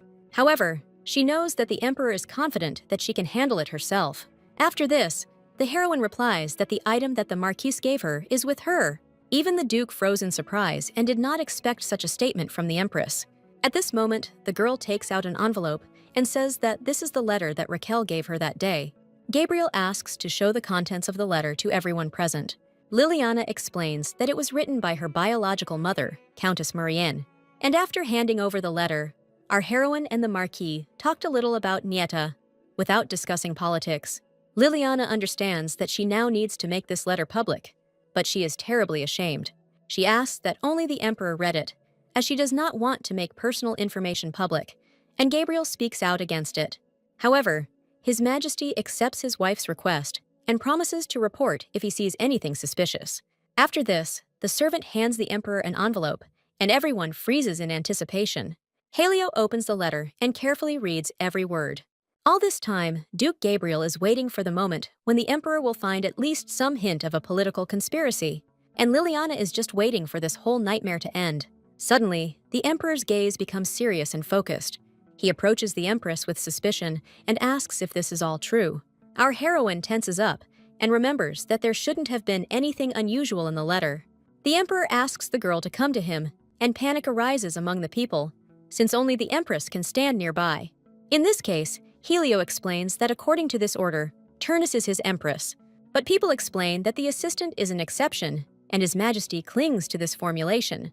Since an exception can be made in this regard, nothing will happen if Liliana approaches him. After Helio has settled all the formalities, our heroine decides to obey his request. In front of everyone, she does something that no one has ever been allowed to do. The girl climbs the steps and stands directly in front of the Emperor's throne. At this point, the man shows his wife the letter and asks if it is true. It says that her mother was recently given a mansion in the capital, So she remembered how, as a child, Liliana kept falling down the stairs and had to lay down a soft carpet. But she is afraid that when her daughter sees the soft carpet, she will ask to be left to sleep right on the stairs. After reading, the emperor waits for confirmation of whether the girl really did keep falling down the stairs. Liliana blushes with shame and explains that she was just a child then. But Helio is sure that if the Duchess is still worried about this, then it was not at such a young age. At the same time, the mother wrote that she remembered the letter that her daughter had written for her in childhood. Since she forbade teaching her to write, Liliana invented her own letters. After this, the emperor announces that he also wants to receive such a letter. But Liliana tries to justify herself by saying that she was very little then. However, from Helio's look, it is clear that he will not back down from this idea. Liliana agrees to write a short letter, but the emperor wants it to be 3 pages long. At this moment, our heroine begins to look at the man with hatred. And yet, in front of everyone, she has to say that she will do as he asks. This letter clearly shows Helio that the Empress was bright and energetic as a child. It also helped him understand why the Empress Dowager treasured her daughter-in-law so much. That's why Helio wants Liliana to freely exchange letters with her mother. And our heroine explains that she had to act covertly so as not to cause problems for the emperor. His Majesty praises his wife for her modesty and allows her to freely exchange letters with her mother. It is impossible to describe how happy Liliana felt after this, now that it has become clear that the Marquise and the Empress have nothing in common. The girl can be released. Our heroine is very glad that the situation ended well for her. She thanks His Majesty and descends the steps from his throne. The girl passes by the Duke, who still hasn't achieved what he wanted. Gabriel became even more embittered at the Empress, who was constantly getting under his feet. After this, Liliana and her companions are free to leave the audience hall. Our heroine decides that this is all over and is about to breathe a sigh of relief. However, Hasdan reminds her that she is still being watched and it is too early to relax. And when they return and take a little rest, they will continue their studies again. After all, if you missed today's lessons, you'll have to increase your workload tomorrow. Of course, Liliana initially liked her teacher's strictness, but this was too much. 5 days later, Helio overruled the objections of the upper class and granted permission for naturalization. But in exchange, Raquel had to renounce the title of Marquise and accept the title of Count. He also donated half of his Manastone mines to the empire. All these conditions left Count Raquel no chance to betray Carlo's empire. And after some time, Helio demanded that she give him what Liliana had promised to do. He talks about a 3-page letter that contains fictitious letters. But the problem is that Liliana remembered this only now. And yet it is strange that Helio came to her 6 days later, only because of the letter. Liliana can't quite understand why His Majesty needed it. After all, back then, she was a child who had not been taught to read or write. So she simply drew on the paper with scribbles that looked more like a drawing. But the emperor does not give in and demands that his wife draw him the same letter. He demands to bring a pen and paper, but Liliana stops Sophia. Our heroine even sticks her tongue out at the emperor, whose order she just cancelled. Then she repeats to Sophia again that she should not bring a pen and paper. However, Helio continues to stand his ground and gives Liliana a little more time. And since the girl is making up excuses, it means she definitely remembers what she wrote then. Our heroine agrees with this and explains that she put her whole soul into it back then. Helio falls silent for a moment, as if waiting for the story to continue. While Liliana does not react in any way, the emperor demands to know what was written in the letter. The girl promises to do this if her husband does not feel sorry for her later. For a moment, our heroine even feels sad from the memories. She asks the emperor to consider this to be just a silly story from childhood. At that time, our heroine was apparently 6 years old and still little. One day, the nanny brought Liliana a collection of interesting poems. After this, the woman read these poems to the girl every day before bed. Although this job brought her almost no money, the nanny still bought a book of poems every month. Liliana is sure that the woman wanted to teach the girl all the delights of literature. However, not everything in this story was as rosy as it might seem. When the girl was 6 years old, her nanny told her a short poem. She only did it once, but Liliana memorized the poem perfectly. Afterwards, she told it from memory to her mother over dinner. It is impossible to convey how scared the woman was then. In an ordinary family, having such a brilliant child would be a cause for joy. But since Liliana was an abandoned princess, this could have resulted in her death. No matter how much her mother risked her life, she could not guarantee the safety of her daughter's life. Therefore, in such a cruel place, the woman decided to burn all the books. After that day, Mom forbade teaching Liliana anything related to reading and writing. Those who didn't know the truth considered the heroine to be just a backward princess. But Liliana desperately wanted to study because she dreamed of writing a letter to her mother. She wanted to share how well her daughter could memorize poems, so she came up with her own letters at age 9. The girl drew small symbols to make her mother change her mind and allow her to learn to read and write. Eventually, the woman gave in and began teaching Liliana to read and write herself. But the funniest thing is that no one noticed what talent the girl had. In the end, the mother's fears for her daughter turned out to be completely unfounded. However, Helio is sure that in this story the situation is completely different. If you think strategically, the girl's mother decided to teach her to write exactly when the time was right. Of course, Liliana's readiness also helped, but it was not the main reason. The emperor is even curious why his wife didn't figure this out herself. After all, if she had learned to read at the age of 6, someone would have definitely noticed it. And if people found out about Liliana's genius, it would not work to her advantage. Then the girl would definitely be in danger in front of people who don't like competitors. But a child who only learned to read at the age of 9 is hardly worthy of attention. That's why Mom made it look like Liliana was having a hard time studying. And this shows that the woman did not give up, and thus protected her daughter. Even if Liliana had not drawn the symbols then, her mother would still have started teaching her to write and read. Our heroine had never thought about this, and Helio suggests writing a letter to her mother to find out everything firsthand. Liliana is very grateful to her husband for allowing her to exchange letters, and he expects her gratitude in the form of scribbles. However, seeing the man's outstretched palm, the girl does not understand his hint and simply places her hand on top. Then she realizes that she has clearly done something wrong and abruptly removes her wrist. But at that moment, Helio manages to stop the girl and grabs her hand. Every touch of the emperor seems exciting to Liliana. After this, the man brings his wife's hand to his lips and kisses it. Our heroine freezes in surprise and shock, and a blush appears on her cheeks. Then Helio asks if Liliana is now allowing him to hold her hand. The girl tries to justify herself by saying that she did it only because the emperor asked her to. And he smiles and comes to the conclusion that now Liliana is just ready to give him her hand. After this, the man lets our heroine go so as not to embarrass her. For Liliana's peace of mind, he adds that he is ready to leave everything as it is. The girl presses her hands to her chest and agrees with her husband. After a while, this long day ends and evening comes. Liliana lies down on her bed and thinks over all the events in her head. She decides to ask Sophia why His Majesty is so interested in her. The maid replies that the emperor sees himself in the girl. After all, they both value their mothers very much, and yet can hardly talk to them. But Liliana isn't sure that this is enough for him to be so kind to her, and Sophia reminds her mistress that the emperor has the right to change his mind at any moment. Therefore, she asks Liliana not to rely on him and not to get too attached.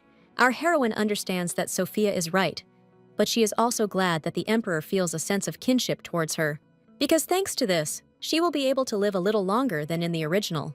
And yet one should not rely only on Helio and his authority. Moreover, part of Liliana is still unhappy that she has to seek safety from the emperor. A few days later, the girl meets Count Raquel in his reception room. She thanks the man for giving her a letter from her mother. At the same time, she is interested in why the count gave up most of his wealth and became a citizen of the empire. Although Raquel had indeed risked a lot, all these riches were not particularly dear to him. The man puts his drink on the table and decides to be frank with Liliana. The thing is that for him, the kingdom of Nita is like rotten water in a dark cave. The current government rejects talents, completely ignoring them. The kingdom also exploits its population through backbreaking labor, and Nieta relies solely on her underground reserves of mana stones. At the same time, the king has no intention of trying to develop truly. Raquel tried to do everything he could and tried to find goods to import other than stones. He also sought opportunities to stimulate the domestic market in order to reduce the gap between the capital and the territories. Several times, the count distributed grain from his own storehouses to people to help them cope with the famine. However, Raquel is not omnipotent, and his capabilities are not limitless. He was a simple count from the western provinces, without much power. After this, Liliana guesses that Raquel met with the king of Nieta. And indeed, the man asked him for help in his endeavors, aimed at the good of the kingdom. But the king only smiled and said that Raquel had done a great job, and for his efforts, he would receive the title of Marquise. And after that, he sent him back to the west and did nothing more. After this story, Liliana understands how the Count became a marquise. She had no idea that such things were happening behind the scenes. The king not only did not accept the work, but also turned his intentions into a greedy desire to obtain a new noble title for himself. After this, Raquel makes it clear to Liliana that Nieta needs a new leader, and her future child would be suitable for this.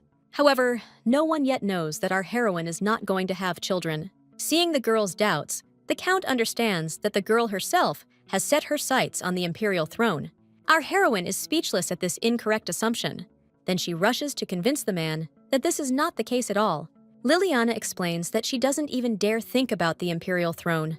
Raquel looks closely at the girl, and then at the people behind her. He sees two maids there who might have misinterpreted his words. After this, the Count explains that it is not necessary for one of Liliana's children to become the heir. He simply wants to support someone who can build on the foundation he has laid in the kingdom. And before moving on to discussing cooperation, Raquel would like to show the Empress a few things. As proof of his abilities, he brought a business plan. Liliana is surprised that Raquel shows her such important documents.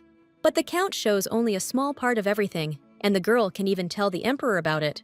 However, Liliana must remember one important thing in this matter. One day, a crisis will inevitably arise, and the situation around will change. The thought of the impending events makes Liliana feel uneasy. She then asks the Count whether he still considers himself a citizen of Nieta. But the man says that he considers himself a citizen of the country whose inhabitants do not starve. This answer undoubtedly touched the heart of our heroine, and the girl hopes that Count Raquel really thinks so. That same evening, Liliana still couldn't forget about this conversation. According to Raquel's business plan, he plans to use the gemstones he already has. In addition, the man wants to popularize rare types of tea leaves. He also plans to develop sales of coffee, which is not particularly popular in the empire. Count Raquel said he changed the way he roasted the coffee beans, but Liliana still thought it was a bit bitter. At this point, Sophia asks if the lady would like to go to bed. Liliana agrees and asks the maid to ask the Emperor if she can meet him tomorrow. And the Count's words about how a crisis would inevitably come one day kept swirling around in the girl's head. But she is frightened by the fact that behind Helio's back, she is increasing her power. If the Emperor catches her doing this, it's scary to imagine what his face will be like. After this, Liliana goes to bed, but sleep doesn't come to her because of the coffee she drank. Our heroine decides to ask Sophia to bring her some tea that helps her sleep. A few minutes later, the maid brings tea, which was recently brought to the Empire. Liliana smells the wonderful aroma of an expensive drink and takes a sip. Suddenly, our heroine realizes that something is wrong with this tea. Liliana becomes incredibly ill and begins to cough heavily. And at this moment, the mug of tea falls to the floor and breaks into pieces. Our heroine is not getting better, and blood begins to ooze from her mouth. Gradually, the Empress stops making sounds and moving. The girl falls onto the bed, and Sophia panics and demands that a doctor be brought.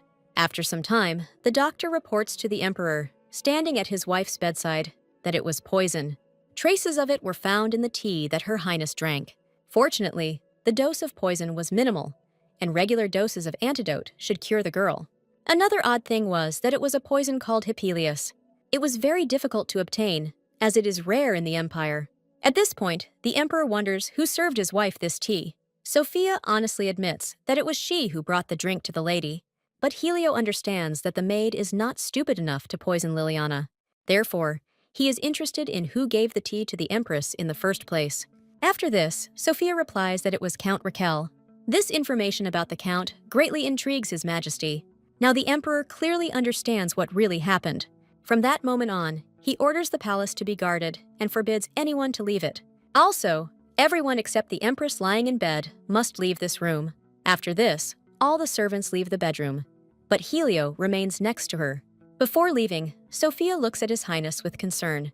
Then the doors close, and the Emperor is left alone with his wife. He thinks that, based on all the information, the most likely culprit is Count Raquel. But he's not a fool and wouldn't expose himself so obviously. This means that the real criminal was the one who needed to deal a double blow to the Empress and the Count. In other words, the Gabriels were much more desperate than Helio had imagined. Poisoning a member of the imperial family will have serious consequences. Since they were unable to prevent Raquel's naturalization, they decided to exclude the possibility of his union with the Empress. The first thing Helio decides to do is to prevent the spread of rumors and find out who exactly mixed the poison. Then, it will be possible to attribute the Empress's poor health to stress in order to avoid being set up by Raquel and force Duke Gabriel to become a victim of public censure. However, the Emperor is not satisfied that this is all he can do for Liliana. All this time he tried to help the girl, but the Duke is still walking free, and she lies on the bed dying and does not regain consciousness. After this, the Emperor decides to paint a complete picture of events, where Liliana is only a small piece of the puzzle. It won't be easy without her, but a sudden deterioration in her condition won't affect the whole picture. In fact, even if the girl had died, the painting would have remained intact. However, this little puzzle colors all the others, and it turns out that Liliana becomes the meaning of this picture. No matter how hard the Emperor tried to contain his emotions, he was still drawn to this girl. He puts his hand to her face and notices how her fingers begin to tremble. This feeling of fear and attachment to his wife greatly frightens a man. He immediately removes his hand and does not understand what is happening to him. After this, Helio abruptly gets out of bed and tries to take control of his emotions. The Emperor decides that he cannot give in to his emotions so much. If he allows any more feelings to show towards the Empress, everything could go wrong. Helio decides to leave, but before doing so, he turns his head towards the girl. At this time, Liliana still lies unconscious on the brink of life and death. Despite his attempts to contain his feelings, Helio cannot control his compassion for the Empress. Late at night, Liliana opens her eyes and comes to her senses. Usually, her palace is very quiet, but after the tragedy, Helio assigned many maids. However, that night, it became as quiet as before again, and only Sophia was next to Liliana. The rustling sound wakes the maid up, and she discovers that her mistress has come to her senses. At this point, Liliana wonders how long she slept. Sophia reports that a whole day has passed, and the lady has been unconscious all this time. Seeing the Empress's condition, the maid decides to urgently call a doctor. She promises to return soon, and Liliana doesn't even have time to stop her. In fact, the girl was trying to say that she was fine. Left completely alone in the room, Liliana turns her attention to the window. After this, the girl gets out of bed and heads towards the balcony. All this time, Liliana thinks that she didn't even understand how it all happened. Yesterday, she definitely drank poisoned tea and collapsed unconscious. She almost died, although she tried to be very careful. However, this did not help her find herself on the brink of life and death. Liliana goes out onto the balcony and sees her palace guarded by the Emperor's knights. At this moment, Sophia and the doctor enter the room, advising the girl to be careful and not to overexert herself. And Liliana asks the maid to tell her why the walls of her palace are guarded by knights. In response, the girl hears that the Emperor ordered them to stand near the house. However, His Majesty never explained why he did this. Liliana realizes that instead of keeping an eye on the Duke, Helio has decided to put her under surveillance. The Emperor knows that his wife was poisoned and apparently wants to protect Gabriel's family, so he does this in order to keep the Duke in check. But for some reason, the Emperor does not want to get rid of the root of the problem. This realization and the many questions that arise make the girl feel hopeless. At that moment, the man's voice begins to echo in her head. Liliana even turns around, as she thinks that Helio is calling her, but in reality, only a maid and a doctor are near her. Sophia asks the lady not to overexert herself and let the doctor examine her. Liliana agrees and goes back to bed. All this time, she thinks that she can no longer rely on Helio and needs to find protection for herself. After a few days, Liliana feels better and can already walk in the garden. The girl greets this morning in the gazebo with tea brewed for her. At this moment, our heroine notices something strange. Among the maids, she sees a girl who greatly interests her. After the poisoning incident, Liliana entrusted Sophia with one important task. She asked her to contact Bale Gabriel without anyone knowing about it. Although Sophia advised her to first fully recover, Liliana could no longer delay. After all, our heroine needs to increase her strength as quickly as possible.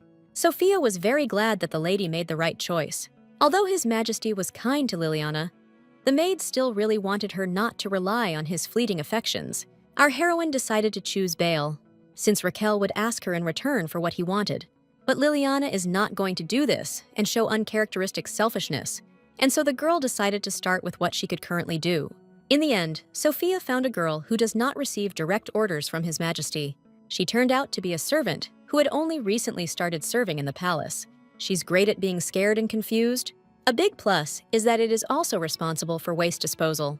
When the waste needs to be disposed of again, the maid can leave the palace and deliver the letter to Bale.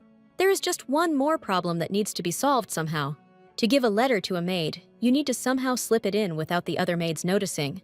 At this moment, Liliana takes out an envelope and watches the head maid out of the corner of her eye. After this, she carefully places the letter under the tray. Liliana decides that if she leaves the letter on the table, then the maid can pick it up when no one is around. All this time, it seems to her that the head maid did not suspect anything. As our heroine heads into the room, she thinks about how she can reward the girl. Suddenly, the head maid decides to turn to her mistress. She takes out that same envelope in front of Liliana and tells her that she forgot it on the table.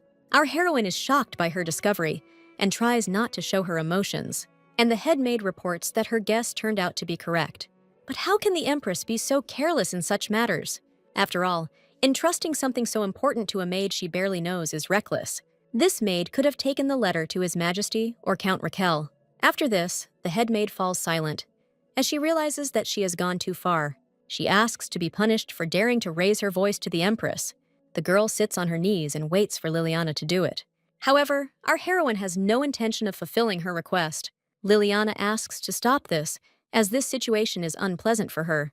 In her kingdom, all the maids were like family to the girl. After these words, the chief maid decides to apologize to the Empress.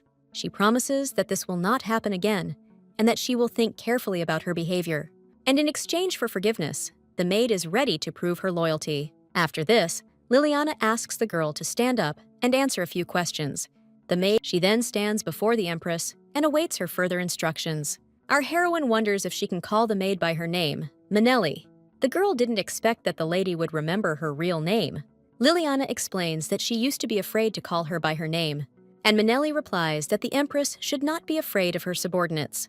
After this, the Empress receives confirmation that the maid is serving His Majesty. But then why didn't Manelli report this letter to the Emperor? To this, the maid replies that His Majesty ordered her to serve the Empress with full dedication. However, after the poisoning attempt, she realized one important thing. It was her complacency that prevented the tragedy. Liliana hastens to assure the girl that what happened was not her fault, but the head maid is convinced that she is responsible for protecting the palace, and therefore must be punished. However, neither His Majesty nor the Empress ever did this. Therefore, Manelli is ready to help Liliana in everything that will not harm the Emperor. Our heroine did not expect that the man Helio would be so sincere with her. If Manelli had wanted to deceive her, she would have said that her orders were above the Emperor's orders. She was also there all this time and helped the girl, albeit on Helio's orders. Having decided to trust the maid, Liliana gives her the letter and asks her not to tell anyone about it. Manelli replies that the Emperor also wants his wife to be with someone reliable, and this letter does not contradict his will. Having heard these words, Liliana is no longer afraid to say to whom this letter is addressed. The head maid takes the envelope in her hands and asks you to rely on her. After some time, our heroine continued to languish in anticipation. If the letter reached the recipient without any problems, then she should have already received a reply. At that moment, the girl hears a knock on the door, and Manelli enters the room, bringing tea. She places the tray on the table and asks the lady to enjoy it, along with the buns. While the maid is talking about the dessert, Liliana discovers a letter underneath it. The girl thanks Manelli and asks to leave her alone to read a book. The head maid leaves, and our heroine can calmly find out the answer from Bale. The girl decides not to delay and immediately opens the envelope. In the letter, she reads that Bale is willing to help her with an investigation outside the palace in exchange for his offer. He learned that public opinion was not currently threatening Liliana. In fact, most people believe that Duke Gabriel is the culprit of everything, but because of his great influence, people are afraid to talk about it openly. However, they have long been leading a solitary life, and their influence has greatly weakened. Because of this, it is not certain that the listons will be useful. As for the search for a powerful spiritual mage, nothing definitive can be said yet. Finding someone who can work secretly is quite difficult, but Bale promises to do everything possible to make this happen. After this, he will definitely contact the Empress and wish her to be freed from guards as soon as possible. Liliana ponders what she has read, where, in Gabriel's opinion, the listons will be of little use. And yet, the gift she recently received does not give our heroine any peace. This brooch is clearly in good condition, meaning it was purchased quite recently. If the listons had simply wanted to impress, they would have sent a new brooch. Or at least they could have included a letter with the old piece of jewelry explaining the tradition associated with it. So this brooch is a bait that is supposed to spark curiosity. That is why Liliana decides to meet with the listons and calls the head maid. The girl explains that she needs to meet His Majesty. The next day, our heroine goes to the palace to convince the emperor to relax his surveillance. Usually, it was Helio who came to see her, and not the other way around. Perhaps that is why the path to the imperial palace seems so unfamiliar to her. At this moment, Liliana notices something even more surprising on the road. She passes by the Empress's palace and the Ares palace. Ares is located closest to the imperial palace and was originally given to the young heroine of the novel. Helio even rebuilt the entire house to suit it, updating the outdated design. The man did not want his daughter to live in such an old building. He was so caring that he decided to place his daughter near him. After a long journey, Liliana finally arrives at her destination. The girl gets out of the carriage and enjoys the majestic view of the palace. After this, one of the maids announces that she is ready to escort the Empress to the office. This is very strange, since meetings are usually scheduled in the reception area or in a private room. After some time, the Emperor hears a knock on his door and allows the guests to enter. The door opens and the Emperor's legal wife appears before him. Helio pretends not to pay any attention to the girl. Liliana decides to greet her husband first and says that she needs to discuss something. Helio replies that he is very busy now, and the Empress should get straight to the point. Our heroine is unpleasant to hear such a cold tone, but she expected it. After this, the girl asks the Emperor to stop watching her, and Helio replies that this is probably necessary so that she can meet with Gabriel's nephew and the Marquis of Liston, and he really didn't think that Liliana would ask his spy to deal with these issues. However, our heroine is sure that the Emperor is only trying to make her suspect Manelli. There are many eyes in the Emerald Palace, and anyone could spill the beans except the head maid. After this, Helio replies that he sometimes forgets how smart Liliana is. But the girl does not agree with this, since she does not even know why she was locked in the Emerald Palace. However, instead of a clear answer, our heroine is faced with a wall of silence. It becomes clear that the Emperor is not going to answer this question. But Liliana really hopes that he will say something or cite a good reason for her imprisonment. Without hearing a single word, the girl reports that over all this time, they have become quite close. Helio agrees with this and explains that this is precisely why he will allow his wife to leave the room alive. These words make Liliana's heart beat wildly, but our heroine does not intend to remain silent after such treatment. The girl states that everyone tells her that the Emperor will one day abandon her, but she didn't expect that this day would come so soon and that she really couldn't rely on her husband. Leaving Helio in his thoughts, Liliana decides to leave his office. Upset, she runs out of the room and almost knocks down the Emperor's assistant. After this, the office doors close and Helio's left alone. Now he is in complete silence and alone with his thoughts. At that moment, the image of Liliana and her sweet smile pops into his head. How could the girl think that he would leave her after all this? Although, perhaps that would have happened if Helio could have done it. Meanwhile, our heroine gets into the carriage and heads home. This unpleasant conversation left the girl feeling devastated. Helio's phrase about how he would let her leave this office alive kept running through her head. For the first time in all this time, the Emperor was so cold and cruel to her. This is probably how he wanted to warn his wife that she had reached her limit. But he promised to take responsibility. And in the end, he simply locked Liliana away while her enemy walked free. At this moment, Turns notices that the Emperor's wife has completely fallen apart. Liliana herself feels embarrassed that her tears won't stop. In order to help somehow, the man offers the girl his scarf. Although this is not usually accepted, Liliana decides to agree. At this time, Turns asks not to pay attention to him and says that he will just look out the window. Liliana thanks the man and promises to buy him a new scarf. But Turns asks the Empress not to worry about it and not to return anything. After all, a true gentleman should always have a handkerchief for the ladies. After these words, Liliana says that Turns is probably very popular among girls. But the man is confident that His Majesty is much more popular than him. Our heroine decides to take advantage of the moment and asks if the Emperor is always so cold with women. Turns explains that in reality, his behavior is 1,000 times worse. He is sometimes even so stern that his assistant is ashamed to be in the same room with him. Undoubtedly, these words console our heroine a little after an unpleasant conversation. Returning to the Emperor, Turns reports that Her Highness was crying. It seems that the husband has upset the girl a lot, but he doesn't care much about it. Helio is confident that something similar will happen again in the future. He also wonders if Turns gave the Empress his handkerchief. The assistant decides to put on an innocent face and says that he didn't do it. After all, he would be a complete fool if he answered this question honestly. But guessing the real truth, the Emperor decides to load his assistant with work. He gives him mountains of documents and demands that they be sorted out by tomorrow morning. Turns realizes that Helio knows about the handkerchief and explains that he simply wanted to console the Empress. However, His Majesty does not care about the excuses, and he sends his assistant to work.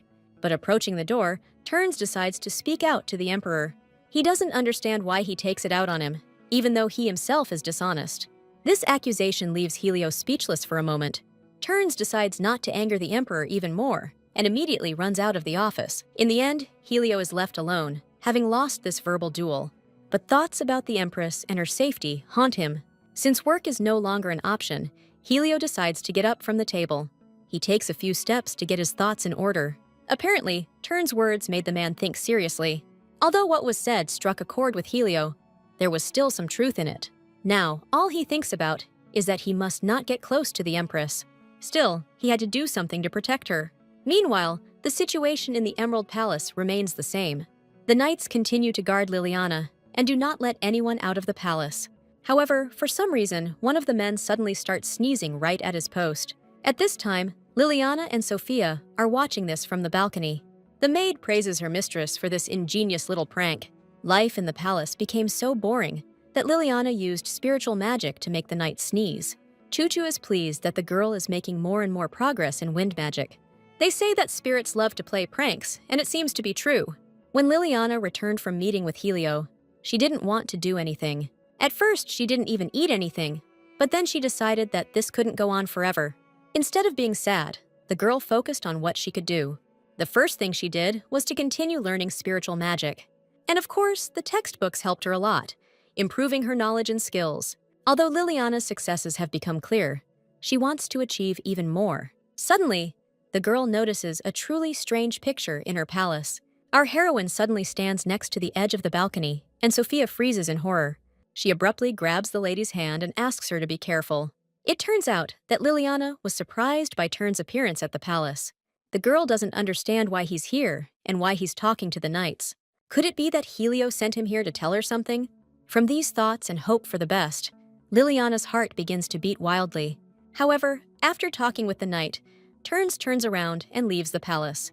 It turns out that the Emperor's assistant did not come to Liliana at all. Sophia notices that the Empress's face has changed greatly. Upset, Liliana leaves the balcony and says that she is fine. She lies down on the bed again and covers herself with a blanket so as not to see anyone.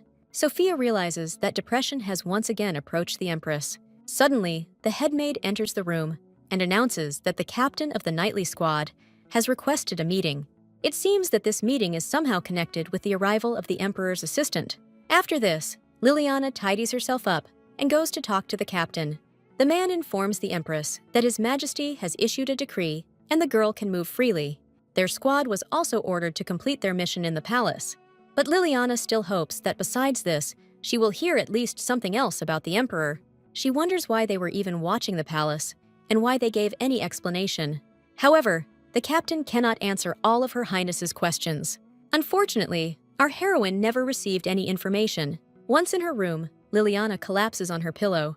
She is infuriated by the behavior of the Emperor, who left her in the dark. The maids are very worried about their mistress, who is about to burst into tears.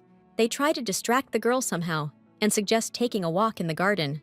Liliana thanks the maids and apologizes for throwing the pillow. But Manelli is not offended and offers the lady to throw the cup if it will make her feel better. One day, the man she used to serve actually threw a cup at her. She got this scar on her hand right after this incident. Liliana recalls with horror that Manelli's previous owner was His Majesty. However, the maid hastens to reassure her mistress and explains that at that time, she served the previous Empress. Liliana promises that she will never hurt her like that and asks her to stay as long as His Majesty allows it. Taking advantage of the opportunity, Sophia decides to suggest a walk outside again. The girl happily announces that she will help the Empress prepare for her exit. Such sincere and warm care from the maids helps Liliana feel better. After some time, the girl goes down to the exit of the palace and discovers something strange. There used to be another maid here, but now there isn't one. It turns out that this girl has been missing since this morning, and perhaps she is lost again. The new maid promises that she will definitely reprimand her as soon as she returns. After this, Liliana goes out into the garden and decides to ask Manelli a question. However, immediately after this, our heroine for some reason changes her mind. Seeing the lady's doubts, Manelli promises not to say anything to His Majesty. Liliana thanks the girl and still decides to keep a secret with her. She finds it strange that the missing maid goes missing so often. Every day, the maids take the same routes when they work. It turns out that the maid was never actually lost. She walked around the area, and if she was caught, she would justify herself by saying that she was lost. On the day she went missing, Helio removed surveillance from the palace because she was the one who poisoned the tea. Now, there was no one left in the palace who could escape, and this explains the departure of the knights. But if the goal was to protect Duke Gabriel, then the guard could have been relaxed, and the criminal would have been allowed to escape. Or perhaps the criminal was needed in order to completely control the Duke's family. And yet, Liliana decides to stop thinking about someone as heartless as Helio. It's better to take advantage of the fact that the girl is no longer under surveillance. After this, Liliana asks the maid to tell Hasdan that they are resuming their training. A few days later, our heroine is once again enjoying walks in the picturesque garden. It would seem that on such a serene day, nothing should happen. However, suddenly, Liliana begins to hear strange sounds, similar to laughter. The girl decides to ask Sophia, but she doesn't hear anything. The maid begins to worry about her mistress, with whom this has happened more than once. And Liliana remembers the time when she heard loud crying and found Choo-Choo for the first time. Since no one but her hears this sound, it means it's a matter of spirits. Liliana decides to go in the direction where she heard laughter and finds Hasdan there. To her surprise, the man was wet from head to toe. Hasdan asks not to come close to him, as he is soaking wet. He explains that all this happened because he fell into the pond and slipped. Liliana gives the teacher her glasses and can't believe he fell so awkwardly. It makes her laugh to realize that Hasdan is clumsy sometimes too. Our heroine suggests postponing the lesson for an hour so the man can tidy himself up. Hasdan apologizes and promises to try to come as soon as possible. And Liliana still continues to wonder what kind of strange laughter she heard. But after some time, no extraneous noises were heard in the palace. It was so calm and peaceful around that Liliana decided to read. However, Hasdan's fall into the pond seems a little strange to our heroine. If the man really did end up in the water, then why are the stones around him completely dry? Although who knows, maybe they have already dried in the sun. At this moment, Hasdan returns to the student earlier than she thought. The man explains that today's lesson will be devoted to the history of aristocratic families. They will discuss which family has the longest history and which has the greatest wealth. At the same time, it will be interesting to know which family gave the world the largest number of scientists. Noticing the student's thoughtfulness, Hasdan decides that she has some kind of question. At this point, Liliana explains that she would like to know about the relationship between the Gabriels and the Arsène territory. But she is even more interested in the current state of affairs of the Liston family in the Empire. Hasdan is surprised by this question, but decides to tell everything. The Gabriel family does not have a very long history in the Empire. The Listons, on the other hand, trace their roots back to the times when the Empire was a kingdom. They also owned several territories in the fertile and warm south. Due to the lack of male heirs in their families, women often became heads of households. If it weren't for that tragedy, the next leader of the Listons would again have been a woman. Caroline was their only daughter, and after her death, there would be no one to look after the territories in the future. Therefore, the Marquise and Marchioness of Liston decided to return the lands to the Empire. However, the imperial family promised to return these territories back when the Listons recovered emotionally. But they are still silent, and their current capital should only be enough for a carefree life for a while. And if they don't take the land, the Liston family will definitely go into decline. If you can get them out of their seclusion, they can become powerful allies. Liliana explains that she is planning to win the Listons over to her side. Then, Hasdan decides to ask why the girl chose this particular family. The thing is, our heroine doesn't have enough support, and she can't force someone to act without a good reason. Then, Hasdan advises the student to first find out if the Listons are really willing to do something for her. The girl explains that she has a chance and takes a gift out of her pocket. She hands over the liston brooch, which was a kind of token. Hasdan opens the box and carefully examines the gift. After this, he confirms that there really is a chance. An old brooch in a simple box speaks of caution. Perhaps they did not want to leave any traces of their purchase of the jewelry in order to secretly contact the Empress. After this, Hosden asks Liliana's opinion about what the public thinks of her. The girl replies that she is a princess from another country that doesn't mean anything special, but that's not the right answer. The man is sure that Liliana is a tender sprout, who is still unknown what she will grow into. And one day, this sprout may suck all the juices from the mighty tree of the Gabriel family. The listons will do anything if they are confident in their choice. Everyone in the Empire knows that this is connected with the death of their daughter, due to the fault of the Duke. And revenge on the Gabriel family will be the listons' first priority. After all, they took away their only daughter and heir to the territories. Liliana agrees that the listons will do anything. And to destroy Duke Gabriel and Visty, they will stop at nothing. A few days later, our heroine sets off on her journey in her carriage. She recently received a letter from Bale, in which he promised to help establish contact with the listons. But before heading to the estate, she must meet Helio. The Emperor asks the girl to stay in the Emerald Palace, as people still think she is bedridden. However, Liliana suggests sending her to a resort to recover. She wants to use this as a public pretext to leave the palace and visit the listons.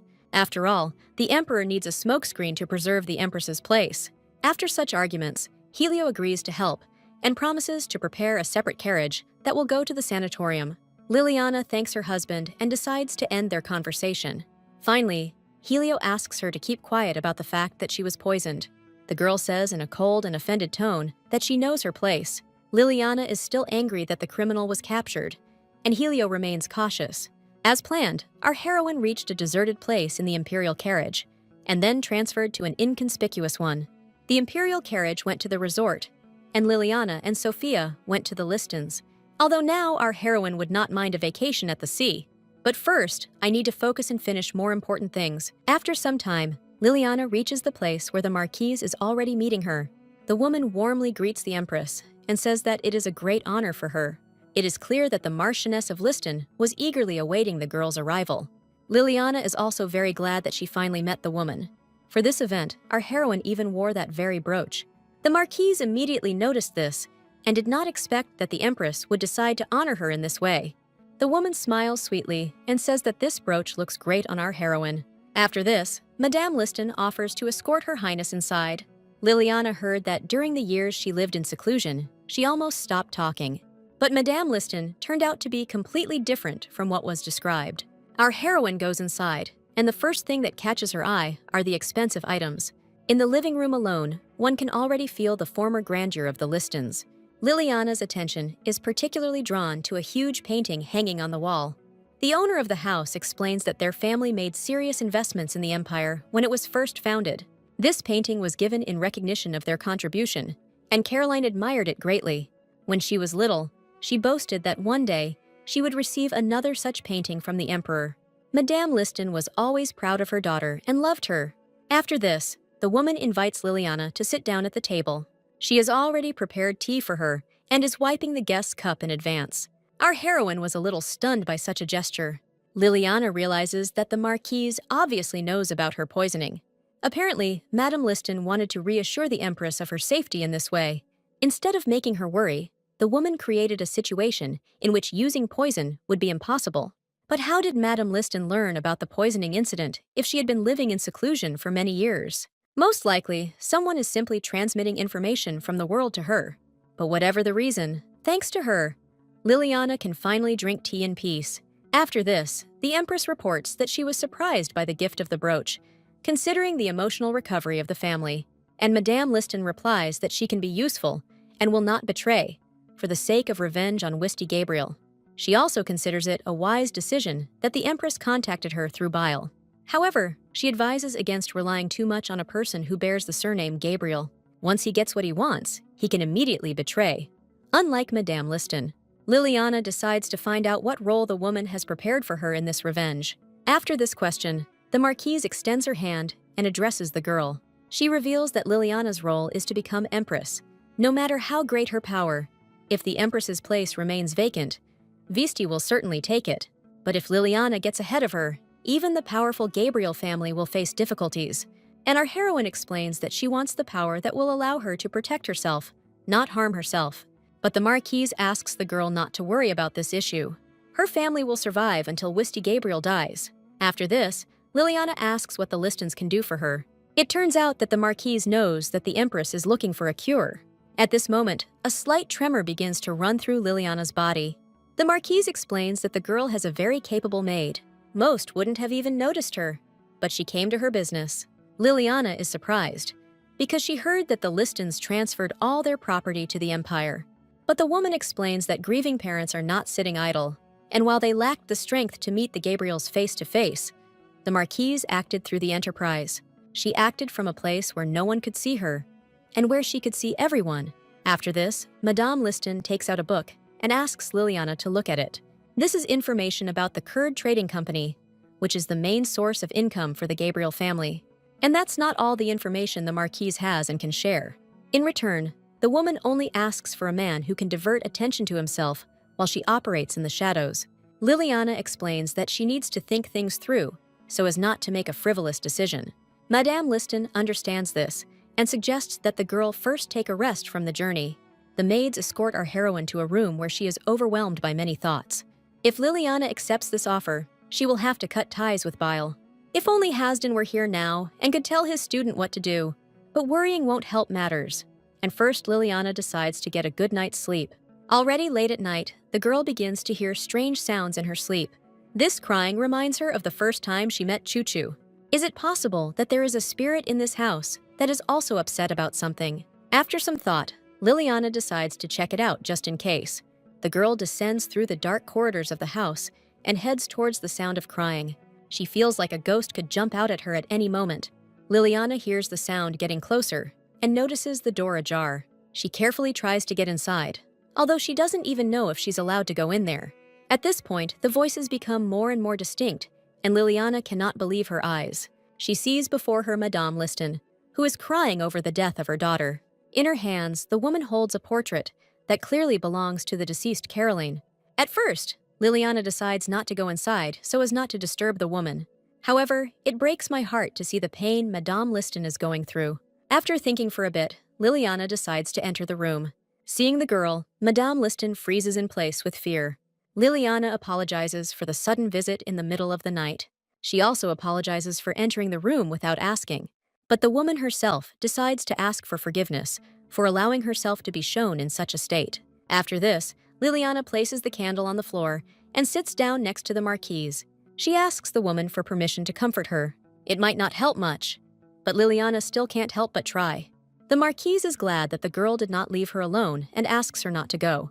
In fact, she was very lucky that Liliana was there, because her husband was completely exhausted by grief. He has become exactly as people describe him and looks like a walking corpse. But Liliana hastens to console the woman and explains that the Marquis has simply chosen seclusion, and Madame Liston decided to seek justice and avenge her daughter's death. In grief, everyone is equal, and there are no people who experience death more or less strongly than others. It seemed that these words greatly supported the Marquise, who had long dreamed of support. In tears, she falls into Liliana's arms, and her body begins to tremble. So simple words and hugs made the woman feel better. After this, the Marquise decides to assume that Liliana's mother misses her very much, and our heroine explains that her absence will benefit her loved one. After her departure, her mother was granted the title of Countess, and she was finally able to escape from the terrible palace. But Madame Liston is sure that if she had a chance to be with Caroline again, she would give up any title. After all, for a mother, there is nothing more important in the world than her own children.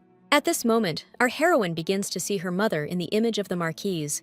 Because of the terrible melancholy and circumstances, tears well up in her eyes. The girl explains that she just wants her mother to be happy. These words and Liliana's tears deeply touch the Marquise's heart. She hastens to assure the girl that there is nothing wrong with these feelings. It's only natural to want the best for your loved ones. So the Marquise and our heroine chatted all night about their pressing concerns. Liliana's eyes were red in the morning because she had been crying until dawn. At this moment, one of the maids announces that she has urgent news. The carriage that was supposed to take the Empress to the resort got into an accident. One of the horses suddenly went wild, and the carriage crashed into a tree.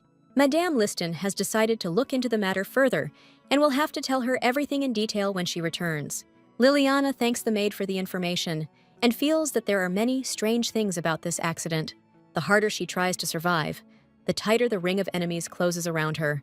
At this rate, she might die even earlier than the original story says. But since she is not destined to live her life to the end anyway, it no longer matters when exactly she dies. However, Liliana decides to move on, and Sophia finds a resemblance between the hair of the heroine in the painting and the lady. Our heroine looks closely and sees that the girl really does have pink hair. This calms Liliana down, as it's rare to find someone with this hair color from birth.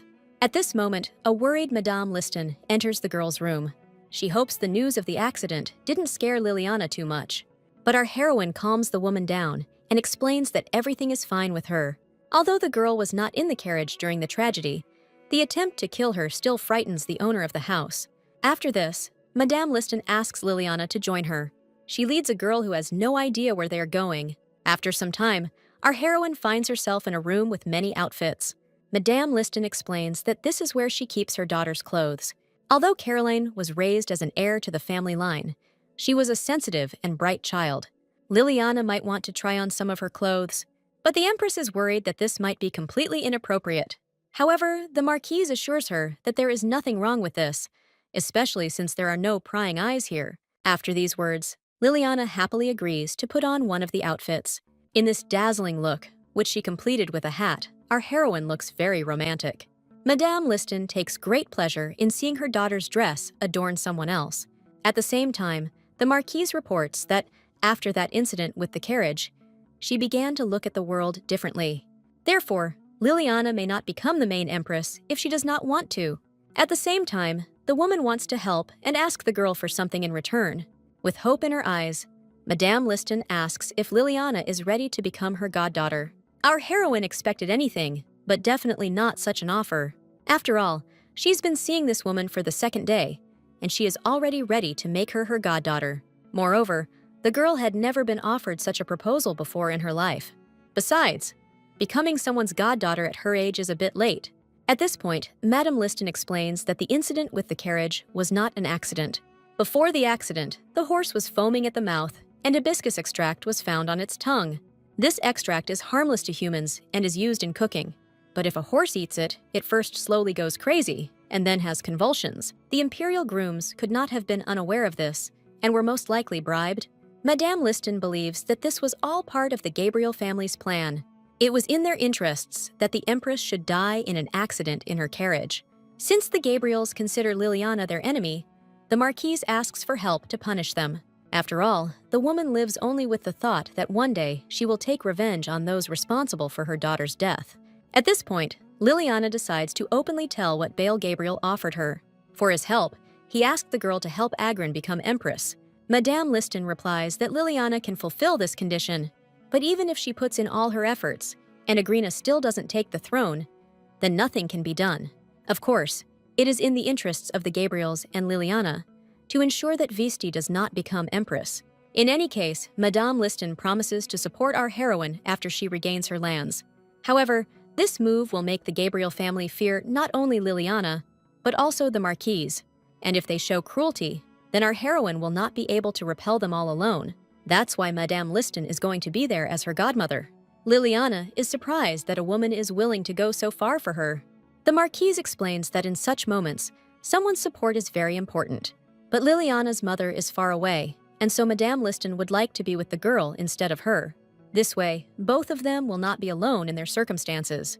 Our heroine never expected to hear such sincere revelations, and the girl believes that Madame Liston is right in that she needs support. As darkness fell, Liliana could not sleep because of the thought that she now had a godmother. In Nieta, her sister's godparents were very influential aristocrats. They taught the girls the unspoken rules of society and spent time with them, and little Liliana had to learn this, overcoming the shame of her mistakes. But now, in a foreign country, she had her own godmother. It's so amazing that our heroine can't calm down. There are still a few days left before her departure, and she wants to get to know her godmother better during this time. Perhaps she should even invite her for tea before returning home. While our heroine was thinking about the upcoming conversation, a strange sound was heard in the room. The girl froze in place as she heard the noise coming from the window. Could it be that the Duke found out where she was and sent an assassin to the Empress? At this time, an unknown man had already entered the girl's room. The first thing Liliana does is try to find something to protect herself with. With a sharp movement of her hand, she grabs a glass from the nightstand, since it is too late to run.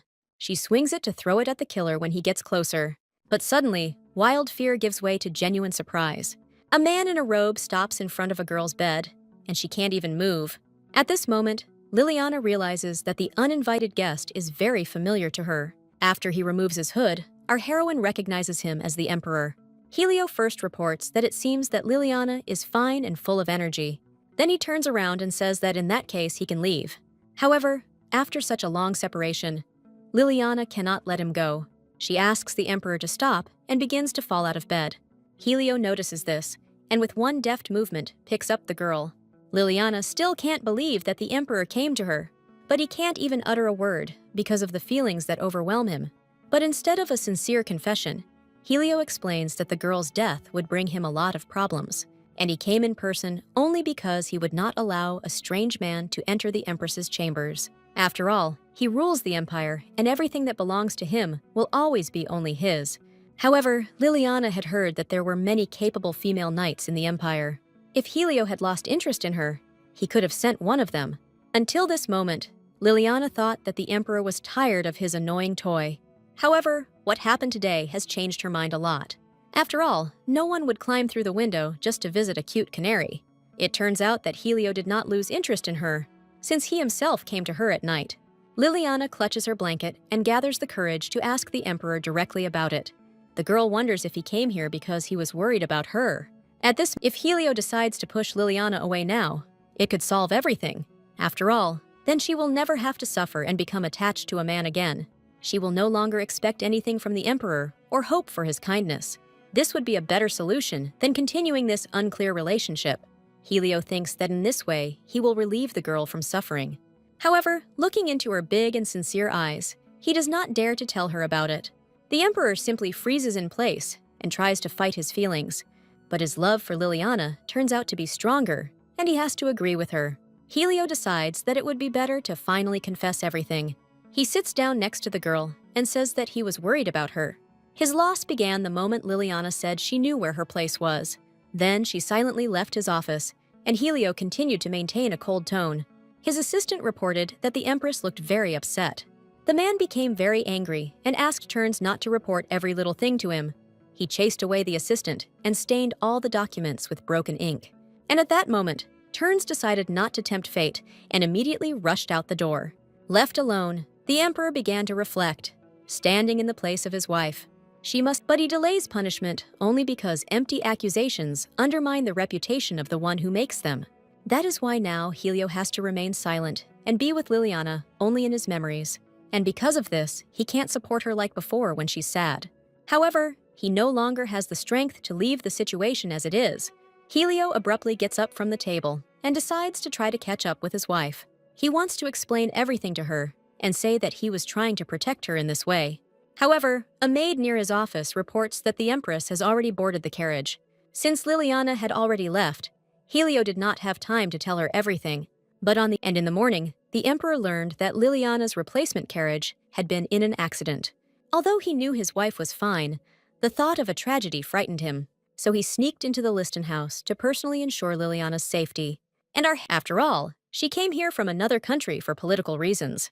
The man should have simply locked Liliana in the palace and not let her out.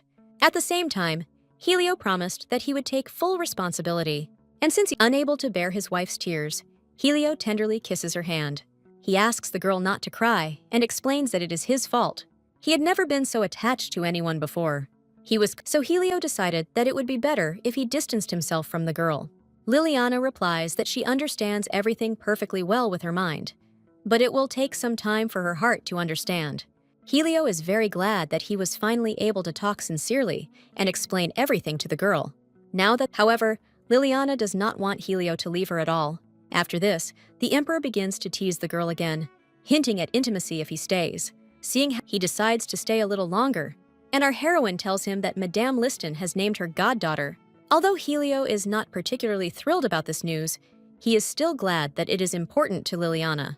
After that, they talked for a long time and laughed at jokes. The girl also told him that the Marquise had let her try on her daughter's clothes. Based on his wife's story, Helio comes to the conclusion that the listons will soon ask for their lands back. But at that moment, he notices that Liliana has already fallen into a deep sleep. Now he understands that it is really impossible to turn back. Before leaving, the man tenderly kisses his beloved on the head. Liliana never wakes up, clinging to her husband's robe. This night became the first time in a long time that she could be at peace. The next day, Liliana had to pretend to be injured and rush to the palace. She was sad to part with her godmother, but they agreed to meet another time.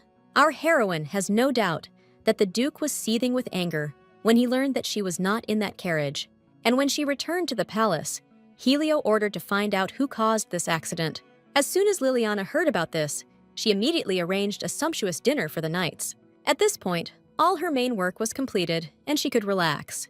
But one fine day, Manelli asked the Empress to spare her a minute. The head Princess Lucia asked me to convey that she wishes to discuss an important matter with the Empress.